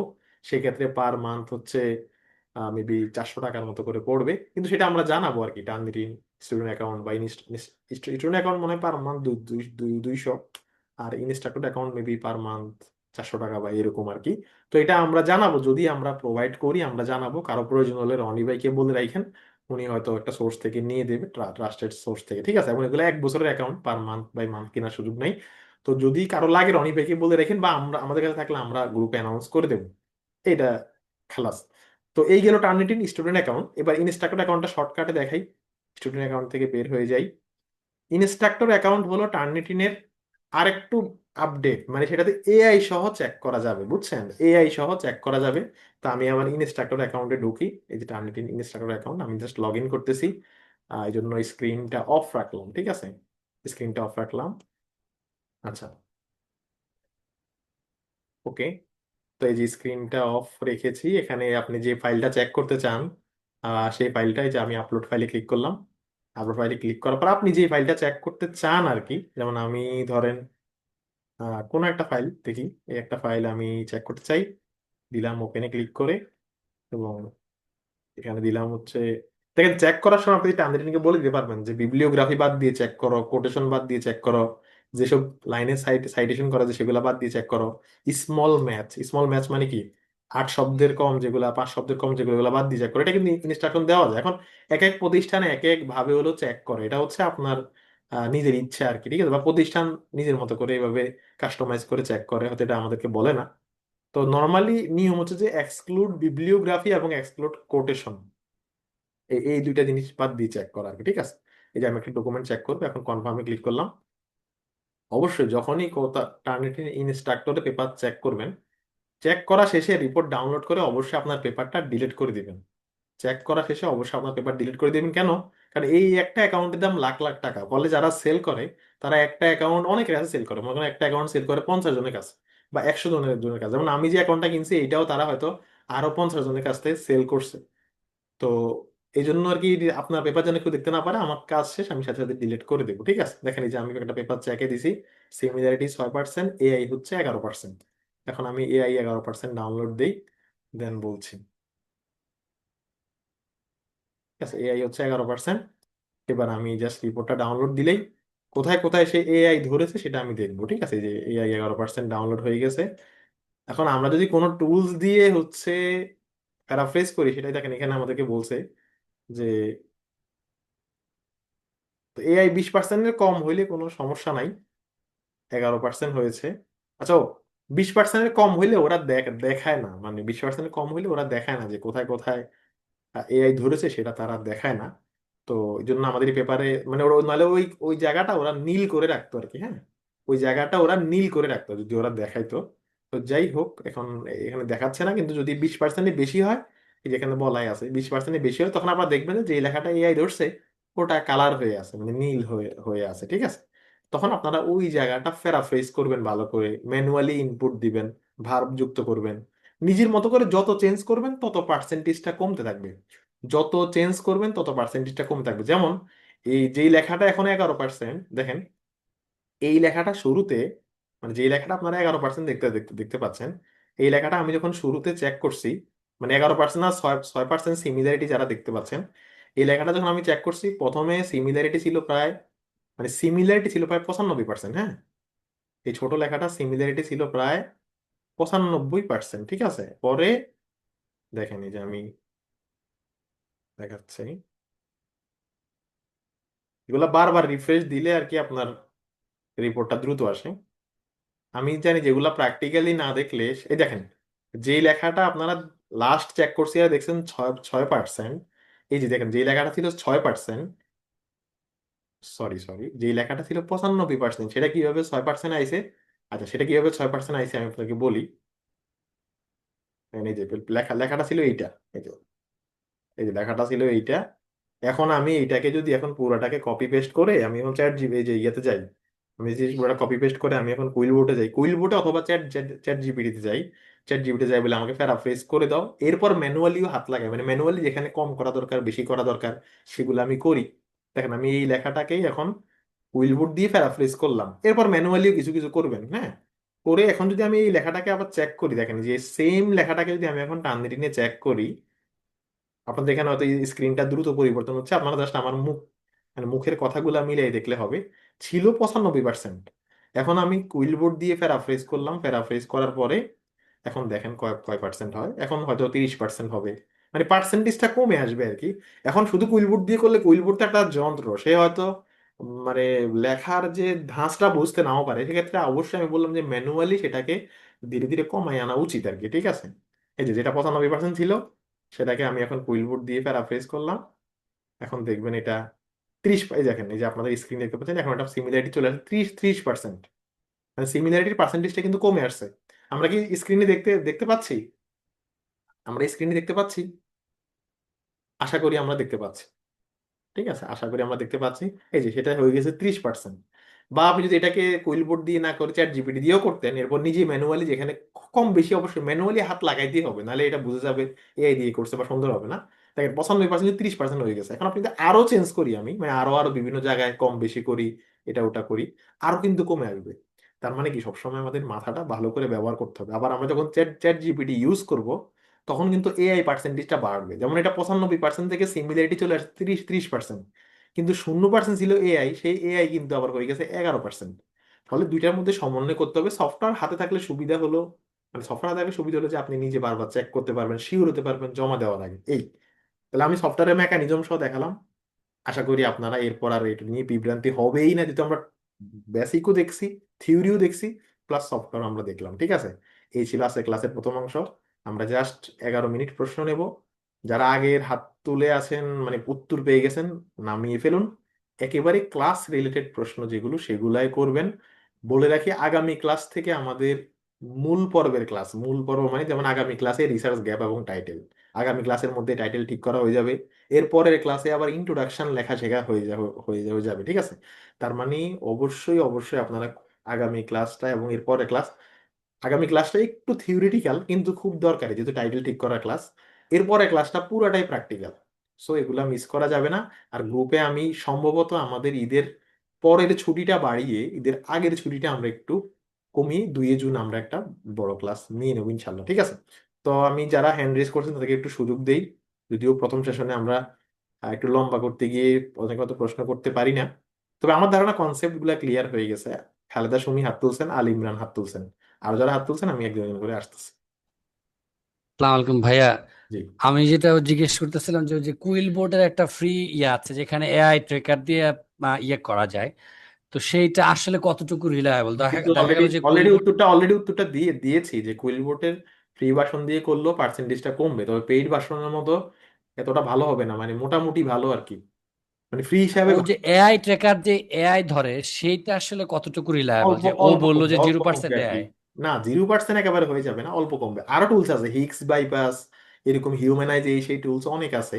আপনি যেই টুলস দিয়ে করেন না কেন, এখানে ম্যানুয়ালি আপনাকে প্যারাফ্রেজিংটা বুঝে এরপর আপনার বাক্যের সাথে রেফারেন্স সাথে মিলিয়ে মিলিয়ে তো লিখতে হবে, তাই না? আমরা যখন ন্যারেটিভ সাইটেশন করি মিলিয়ে মিলিয়ে লিখি, তো এগুলো আমরা ভাই শিখাবো। একটু আমি আমি যেটা জিজ্ঞেস করছিলাম হলো যে মানে এটা যে একটা তো হলো ও প্যারাফ্রেজিং করবে, আমি ওর দিয়ে প্যারাফ্রেজিং করলাম না, আমি নিজের মতো এআই এডিট করার পরে ওকে দিলাম, ওরা আবার হলো যে এআই ট্রেকার একটা ইয়ে আছে কুইল আচ্ছা, বোর্ডের, বুঝছো ওটা বুঝছো, আচ্ছা, আমি ফ্রিতেও। আমি বুঝতে পারছি।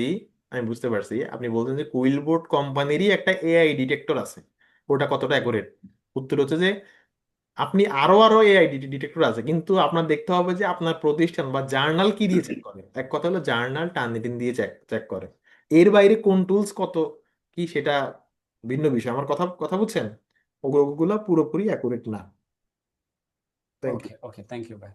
আচ্ছা, ভাই আমার যেটা প্রশ্ন ছিল, দ্রুত। জি।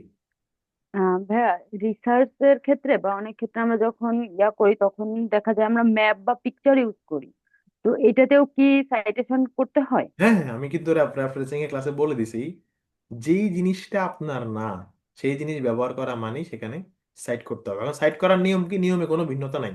যেমন ধরুন আমি সেম।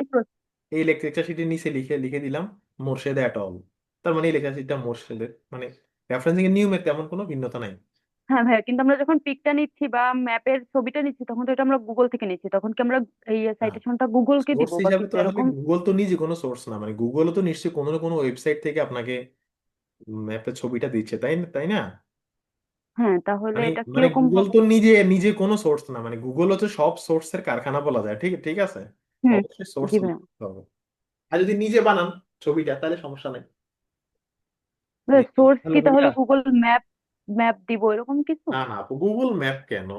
আপনি সার্চ করছেন, গুগল হয়তো আপনাকে ধরেন ওই যে abdurrahim.com ওয়েবসাইট থেকে ম্যাপটা দেখাচ্ছে, তাহলে ওই আব্দুর রহিম ও ওয়েবসাইটে আচ্ছা দিবেন। আচ্ছা আচ্ছা। বুঝলেন আচ্ছা ভাই? আচ্ছা, বুঝতে পারছি বুঝতে পারছি। আর ওকে। ভাইয়া, এই যে আপনি হলো যে টার্নেটিং অ্যাপটা দেখাইলেন, কুইল বোর্ডেও তো প্লাজারিজম চেক করা যায়, আমি আইটি এটা চেক এটা করা এর যায়, আগের উত্তরে বলা কেন? আছে, আগে আগে যিনি প্রশ্ন করছেন ওনাকে যে উত্তরটা দিয়েছি এখানেও সেম। জার্নাল মানে চেক করে টার্নেটিং। টার্নেটিন দিয়ে, জার্নাল চেক আচ্ছা করে আচ্ছা। টার্নেটিন দিয়ে এবং আইথেন্টিকেট দিয়ে। এর বাইরে যত টুলস আছে কোনো টুলসকে আমরা 100% অ্যাকুরেট বলতে পারবো না, কিছু হয়তো সে ধরবে, যেমন গ্রামারলি। আচ্ছা, গ্রামারলির কথা হয়তো বলতে জি কি জি। আপনি, গ্রামারলি নামক একটা টুলস আছে, আপনারা হয়তো অনেকে জানেন, এই যে grammarly.com। আচ্ছা, যে গ্রামারলি, আচ্ছা গ্রামারলি, এই যে গ্রামারলি একটা টুলস আছে, জাস্ট কথার কথা উত্তর বলে দেখাচ্ছি। গ্রামারলিরও কিন্তু পেইড ভার্সনে এআই এবং মানে প্লেজারিজম চেক করার অপশন আছে, কিন্তু গ্রামার ঠিক করার জন্য এটা খুবই ভালো। আপনার যে কোনো লেখা যদি আপনি ওখানে দিয়ে দেন, আপনার যে কোনো লেখা যদি আপনি গ্রামারলিতে দিয়ে দেন, তাহলে সে আপনাকে খুব ভালো মানে গ্রামার ঠিক করে দেবে। যে নিউ ডকুমেন্টে ক্লিক করলে এই যে গ্রামারলি অ্যাকাউন্ট যাদের আছে বা যাদের ফ্রি অ্যাকাউন্টও আছে, ফ্রি অ্যাকাউন্টও মোটামুটি ভালো। এই যে গ্রামারলি ওয়েবসাইটে আপনি জাস্ট কোনো লেখা দিলে সে বলে দেবে কোথায় কোথায় ভুল আছে বলে তার কাছে মনে হয়, সে আপনাকে এটা বলে দেবে এবং ক্লিক করলে সে আবার ঠিক ঠিক করে দেবে। এখন এদের কিন্তু আবার একটা ইয়া আছে, এই যে এখানে দেখবেন এদের এই যে check for AI and plagiarism নামে একটা ইয়া আছে, ঠিক আছে? এখন আমি এখানে এখানে ক্লিক করি, দেখবেন সে কিন্তু অ্যাকুরেট রেজাল্ট দিতে পারবে না টার্নটিনের মতো, ঠিক ঠিক আছে? এগুলো একটা নর্মাল টুলস, তবে গ্রামারের জন্য এটা বেস্ট। কেউ চাইলে গ্রামারলি বিজনেস, আমাদের যেমন একটা ইয়ে অ্যাকাউন্ট আছে, বিজনেস অ্যাকাউন্ট আছে, মানে টিম অ্যাকাউন্ট আছে, কেউ গ্রামারলি কিনতে চাইলে রনি ভাইকে নক দিলে সে এটার ব্যবস্থা করে দেবে, ঠিক আছে? দেখেন এই যে একটু আগে আমরা যেটা হচ্ছে ইয়ে করছি মানে টার্নিটিনে একটু আগে আমরা যেটাকে দেখছি কত পার্সেন্ট যেন এটা এখানে দেখাচ্ছে 8%, ঠিক আছে, এই আর কি। এটা এখানে 8%, তো এটা হচ্ছে যে গ্রামারলির প্লেজারিজম চেক বা অন্য ওয়েবসাইট গুলার প্লেজারিজম চেক টার্নিটিনের মতো অ্যাকুরেট না, বা এটা ওয়ার্ল্ড ওয়াইড স্বীকৃত না। আচ্ছা, ভাইয়া আর একটা কোশ্চেন ছিল যে আমি যদি কখন মানে কোনো পেপার অনলাইন থেকে ডাউনলোড করে ওইটা জাস্ট সাইটেশন করি আমার অ্যাসাইনমেন্ট হিসাবে, কিন্তু এটা আমি ওই অ্যাসাইনমেন্টটা অনলাইনে পাবলিশ করলাম না, তখন কি সেটা সাইটেশন হিসেবে কাউন্ট হবে? না না না, হবে না, কারণ অ্যাসাইনমেন্ট তো আর কোনো রিসার্চ ডকুমেন্ট না যে অ্যাসাইনমেন্টে সাইট করলে হ্যাঁ হ্যাঁ, সাইটেশন পাবে, ঠিক আছে? ওইটা যতক্ষণ পর্যন্ত অনলাইনে পাবলিশ না হবে ততক্ষণ পর্যন্ত মেবি সাইটেশন হিসেবে রিসার্চ কাউন্ট আর্টিকেল হবে হিসাবে না, তাই না? রিসার্চ আর্টিকেল হিসাবে অনলাইনে পাবলিশ হইলে কেবল ওই ওই লোক সাইটেশন পাবে। আচ্ছা ঠিক আছে, আপনার অনেকগুলো প্রশ্ন আচ্ছা ভাইয়া। দিলাম আপু, আমরা অন্যদেরকে প্রশ্ন করার সুযোগ দিই কাইন্ডলি। শফিকুল ইসলাম হাত তুলেছেন, পল্লব, মোহন, তো আপনি হাত তুলছেন, আর অনেকে হাত তুলছেন, একটু দ্রুত প্রশ্ন করি। হ্যালো ভাই, আসসালামু আলাইকুম ভাই, ভালো আছেন? কি বলে ভাই, প্রশ্ন করুন। ভাই আমার প্রশ্নটা হচ্ছে যে আমি কোনো একটা রিসার্চ যখন করব, সেটা যদি আমি প্রপার নিয়মে রেফারেন্সিং করলাম, সবকিছুই করলাম, তো মানে রিসার্চ যখন জার্নালে জমা দিব, তাহলে তো আমাদের সবাইরই আসলে টার্নিটিন যে সফটওয়্যার এটা লাগবে। তার না কারণ দেখা গেল যে না না, আমি সবার লাগবে না। আমার আপনি যদি প্রপারলি যদি রেফারেন্সিংটা করে থাকেন, এআই পার্সেন্টেজ কিন্তু বেশি আসলো জার্নালে, এটা খুব একটা ইস্যু করে না সোফার দেখলাম। রেফারেন্সিং যদি আপনি ভালো করে করে থাকেন, আপনি চেক না করে জমা দিলে সমস্যা নেই। ঠিক আছে ভাই, কিন্তু আমার প্রশ্নটা আসলে সেই জায়গায় না। আমার প্রশ্নটা হচ্ছে যে আমার যে ইউনিক আইডিয়া গুলো আছে, তো সেটা তো আমি জানি না, কিন্তু কোনো কারণে যেহেতু একটা রিসার্চ অনেকেই পাবলিশ করে, মানে অনেকেই থাকে, তো আমার যদি ওই ইউনিক আইডিয়াটা কোনোভাবেই আসলে ম্যাচ করে কারো সঙ্গে, তো সেই ক্ষেত্রে আমি কি করব? না না, এই জন্যই তো আমাদের লেকচার নাম্বার 6 ভাই বিষয়টা রিসার্চ। বুঝতে পারছেন যে আমি একটা রিসার্চ করলাম, কিন্তু দেখা গেছে আমি কিছু ইউনিক আইডিয়া সেটা আমার মাথা থেকে আসছে, কিন্তু যেহেতু একটা টপিকের ওপর অনেক রিসার্চ হয়ে থাকে, হ্যাঁ হ্যাঁ তো হ্যাঁ, আমি দেখা গেল আমি যে এক আমার কথায় idea টা কারোর এক সঙ্গে। কথায় এক কথায় উত্তর দেই। সেটার জন্যই আমাদের লেকচার নাম্বার 6, টপিক নেম হচ্ছে টপিক নেম হচ্ছে রিসার্চ গ্যাপ। বুঝতে পারছেন? জি ভাই, লেকচার নাম্বার 6 এর শুরুতেই থ্যাংক আলোচনাটা ইউ। পাবেন। ওকে, আর কার প্রশ্ন? ভাই অনেক সময় দেখা যায় ছবির নিচে বিভিন্ন বইতে বা বিভিন্ন আর্টিকেলে লেখা থাকে রিপ্রোডিউসড। তো এক্ষেত্রে এটা কতটা জরুরি? নতুন করে তৈরি করতে হবে সব ছবি, যে ছবি নেবো আরেকজনের কাছ থেকে? না, এটা একটু আমার জেনে বলতে হবে যে এটার আসলে এগুলো একটু মানে কিছু হার্ড এন্ড ফাস্ট রুলস আছে আর কি, বুঝছেন, একটু আমার জেনে বলতে হবে। জি, থ্যাংক ইউ। আচ্ছা, এরপর হাত তুলছে। ভাইয়া, আচ্ছা, যারা আগে প্রশ্ন করছেন তারা আপাতত প্রশ্ন না করে নতুন থেকে শুরু দিয়ে, হ্যাঁ বলুন, যিনি ভাইয়া বলছেন বলুন। আচ্ছা ভাইয়া, আমি এই যে প্যারাফ্রেজিংটা আসলে কি এই ন্যারেটিভ এই রেফারেন্সিং এর ক্ষেত্রে মানে প্যারাফ্রেজিংটা হবে কিনা, হবে, অবশ্যই হবে, কেন হবে না? মানে এটা কি সব সময়? প্যারাফ্রেজিং তো সবসময়, শুধুমাত্র কোটেশনের বাইরে তো সবসময় প্যারাফ্রেজিং করতে হবে। না, মূলত কি ন্যারেটিভ এই আমি একটা আমি আপনাকে সাইটেশনের বলতেছি ক্ষেত্রে। কোটেশনের বাইরে সবসময় প্যারাফ্রেজিং করতে হবে, তাহলে কোটেশনের বাইরে আমি কি বলছি ন্যারেটিভে করবেন, প্যারেন্থেটিক্যালে করবেন না? কোটেশনের বাইরে সবসময় প্যারাফ্রেজিং করতে হবে, ন্যারেটিভ হোক প্যারেন্থেটিক্যাল হোক। বুঝতে বুঝতে পারছেন? হ্যাঁ ভাইয়া, বুঝতে পারছেন? জি ভাইয়া। বুঝতে পারছেন, মানে শুধুমাত্র কোটেশন চিহ্ন ব্যবহার করলে প্যারাফ্রেজ করবেন, আর সব ক্ষেত্রে করবো। ওকে, আর দুজনকে আনমিউট করেছি, প্রশ্ন করুন। ভাইয়া আসসালামু আলাইকুম। জি। ভাই আমার তিনটা প্রশ্ন ছিল আর কি। ভাই ওই যে প্রথমে বলছিলেন যে কোটেশন থেকে যদি কোনো কিছু আমরা নেই তাহলে ওই যে পেজ নাম্বার আর কি উল্লেখ করার জন্য, তো এই ক্ষেত্রে আমরা কোনো মানে নিউজ পেপার বা অন্য কোনো উম, যেমন WHO বা এই ধরনের ওয়েবসাইট থেকে যদি কোনো মানে কোনো কিছু নেই, তো এই ক্ষেত্রে পেজ নাম্বার আর কি কিভাবে অ্যাড করব? না, আর ব্লক কোডের ক্ষেত্রে এক্ষেত্রে পেজ নাম্বার ভাই আরেকটা লাগবে না আর কি। আচ্ছা, আর ও আচ্ছা, আর ব্লক কোডের ক্ষেত্রে কি ভাই ওই যে পেজ নাম্বার উল্লেখ করা লাগবে কিনা? হ্যাঁ হ্যাঁ, আর নিজের লেখা যদি মানে আমার যদি কোনো আর্টিকেল থাকে মানে যেটা অলরেডি পাবলিশ হয়েছে, তো ওই আর্টিকেল থেকে আমি যদি কোনো ইনফরমেশন নেই, তো এই ক্ষেত্রে কি আমার আরেকটা আর্টিকেলের জন্য মানে সাইটেশন করা লাগবে কিনা? এই তিনটে প্রশ্ন আমি ছিল। নিজের আর্টিকেল থেকে তথ্য নিলে একটা ইন্ডিভিজুয়াল আর্টিকেলকে যেভাবে রেফারেন্সিং করি ওইভাবেই করব। এক কথায় উত্তর, আশা করি বুঝতে বুঝতে পারছেন। মানে একটা যে কোনো আর্টিকেলকে যেভাবে সাইট সাইট করেন, নিজের আর্টিকেল থেকে তথ্য নিলেও ওখানে তো আর আমরা এটা লিখে লিখে দেবো না যে সেলফ আর্টিকেল। একটা আর্টিকেলকে যেভাবে সাইট সাইট করেন নর্মালি, সেভাবেই সাইট করবেন আর কি। আর আপনার আরেকটা প্রশ্ন ছিল যেন কি ভাইয়া, দ্বিতীয়টা? ভাই ওই যে ব্লক কোডের ক্ষেত্রে ও, ব্লক কোডের ক্ষেত্রে পেজ নাম্বার দেওয়া লাগে। এই- আচ্ছা, এখন রেফারেন্সিং স্টাইল আচ্ছা অনুযায়ী নিয়ম হয়তো ভিন্ন হতে পারে, তো নর্মালি দেওয়া লাগে আর কি, এটাই নিয়ম। আচ্ছা, আর আচ্ছা, আপনার তো প্রশ্নগুলো কাভার হয়েছে। আরো যারা হাত তুলছেন প্রশ্ন করুন।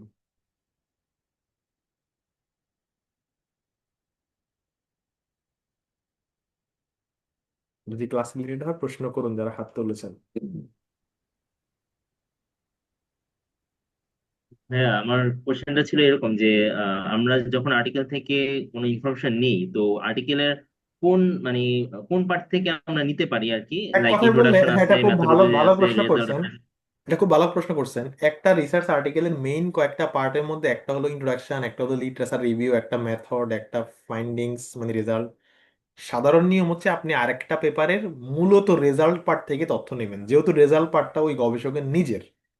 কিন্তু ধরুন আপনি আমার পেপারে গিয়ে আব্দুর রহিমের একটা তথ্য পাইছেন, তো আমার কাছে মনে হলো আব্দুর রহিমের তথ্যটা আপনার গবেষণার জন্য প্রয়োজন, তাহলে আপনি আমার পেপারের ইন্ট্রোডাকশন পার্ট থেকেও তো নিতে পারবেন। মানে মানে নর্মালি নিয়ম হচ্ছে আরেকটা পেপারের ফাইন্ডিংস পার্ট থেকে নেবেন, মানে আরেকজন গবেষক যা ফলাফল পাইছে তার সেটা থেকে নেবেন। কিন্তু আমরা চাইলে অন্যান্য পেপারের ইন্ট্রোডাকশন, লিটারেচার রিভিউ থেকেও তথ্য নিতে পারি। লেকচার 7 এবং 8 9-এ এটা খুব ভালো করে দেখানো হবে। হ্যালো। হ্যাঁ, বলুন আরেকজন। হ্যাঁ ভাই, শোনা যাচ্ছে ভাই? আমার একটা দুইটা কোশ্চেন ছিল। প্রথম কোশ্চেনটা হচ্ছে কতগুলো অ্যাক্সিডেন্টাল সাইটেশন মানে জেনারেলি হচ্ছে আহ, মানে এটা এটা জার্নাল আমি দ্বারা বলি, মার্ক মানে করে এটা দেওয়া হচ্ছে হয়? কাইন্ড অফ মানে ভুল আর কি। মানে এটা কোনো লিমিট জি। নেই, যেমন আমাদের আচ্ছা গ্রামাটিক্যাল আচ্ছা। ভুল হয়, দু একটা গ্রামাটিক্যাল জি ভুল বা কিছু গ্রামাটিক্যাল ভুল জার্নাল অ্যাভয়েড করে। এখন এটা কয়টা অ্যালাউ করে, কেউ কেউ কি বলবে যে আমরা এতগুলা ভুল অ্যালাউ করি? জি, বুঝতে পারছি। ভাই আরেকটা কোশ্চেন ছিল, সেটা হচ্ছে আপনি আগের ক্লাসে বলেছিলেন ম্যানুয়াল রেফারেন্সিং এর কথা। তো সেক্ষেত্রে মানে বলেছিলেন কোনো একটা আর্টিকেল অথবা বইয়ের যদি কোনো মানে অনলাইন প্রেজেন্স না থাকে, সেক্ষেত্রে আমরা ম্যানুয়াল রেফারেন্সিং করতে পারি। বাট সেক্ষেত্রে যখন আমরা আপলোড দেবো আমাদের আর্টিকেলটা, আপলোড দেবো তখন যে দেবো না তো, ইনিশিয়ালি একটা আপলোড দেবো না তো। ম্যানুয়াল আচ্ছা। ম্যানুয়াল রেফারেন্সিং ক্ষেত্রে তো আর পেপার আপলোড করবেন না, শুধু মেটা ডাটা গুলা জোট জোটে অ্যাড করবেন। জি জি ভাই, মানে রেফারেন্সটা কি চেক করবে না, মানে ভ্যালিডেশন চেক করবে না যে এটা ভ্যালিডেশন আছে কিনা? হ্যাঁ, এখন জার্নাল ধরেন ইনিশিয়ালি চেক করে দেখে আপনি যে 100টা রেফারেন্স ব্যবহার করছেন এর মধ্যে জি কয়টা রেফারেন্সকে তারা খুঁজে পাচ্ছে।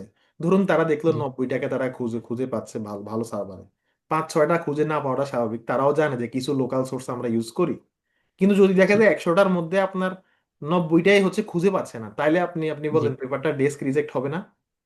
জি, বুঝতে পারছি। অর্থাৎ এখানে বুঝতে পারছি। রুলস গুলা একেবারে মানে ওহির বাণীর মতো না, কিন্তু এটা কমন সেন্স অ্যাপ্লাই করলে আমরা বুঝি বা জার্নালও বুঝে। কিছু লোকাল সোর্স আমরা ব্যবহার করি, এটা সবাই ব্যবহার করে, কিন্তু সেটা যেন আধিক্য যেন না হয়, এই আর কি। এই হলো জি বিষয়। আপনার জি প্রশ্নটা খুব ভালো বুঝতে প্রশ্ন পারছি। ছিল।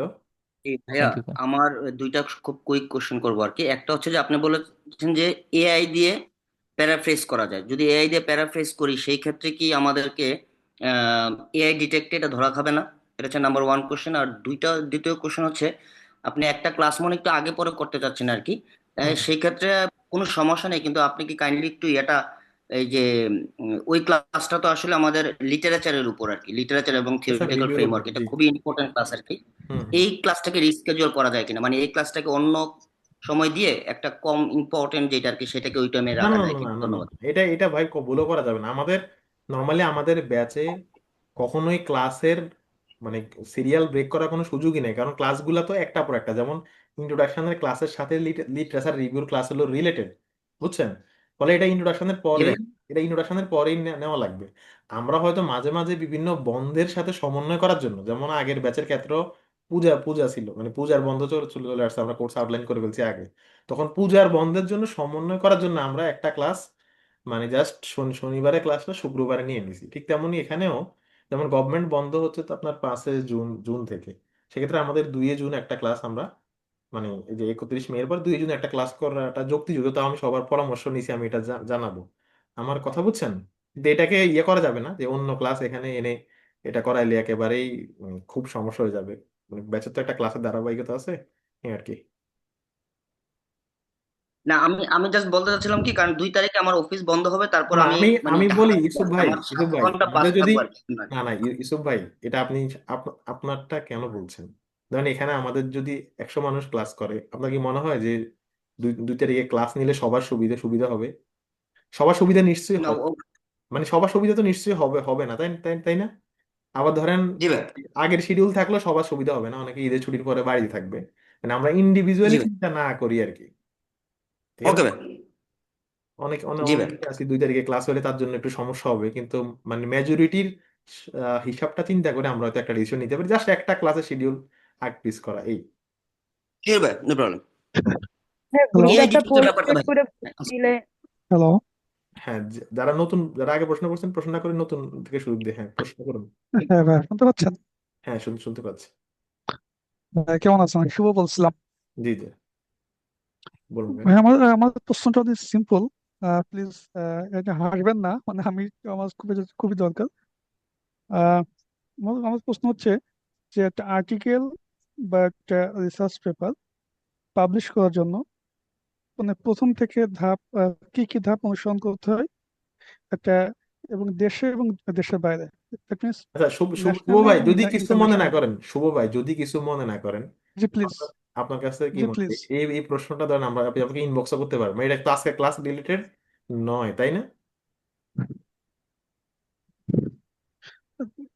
যদি যেহেতু এটা বুঝতে পারছি, তারপর যেহেতু না না এটা না না খুব একটু দরকার ছিল আর আমি কি। বলতেছি এটা যদি দরকার ছিল যদি আমাকে, সুন্দরভাবে বলতে পারেন ভাই, না হলে আমাকে পরে আমি আমাকে দেখে নেব। হোয়াটসঅ্যাপ করলে 11টা বাজে রিপ্লাই পাবেন, মানে আমি বলছি আমরা ক্লাসে শুধু ক্লাস রিলেটেড প্রশ্ন করলে, ওকে ওকে, থ্যাংক ইউ ভাই, থ্যাংক ইউ। বুঝতে পারছেন? কিছু মনে মনে নিন না কেমন?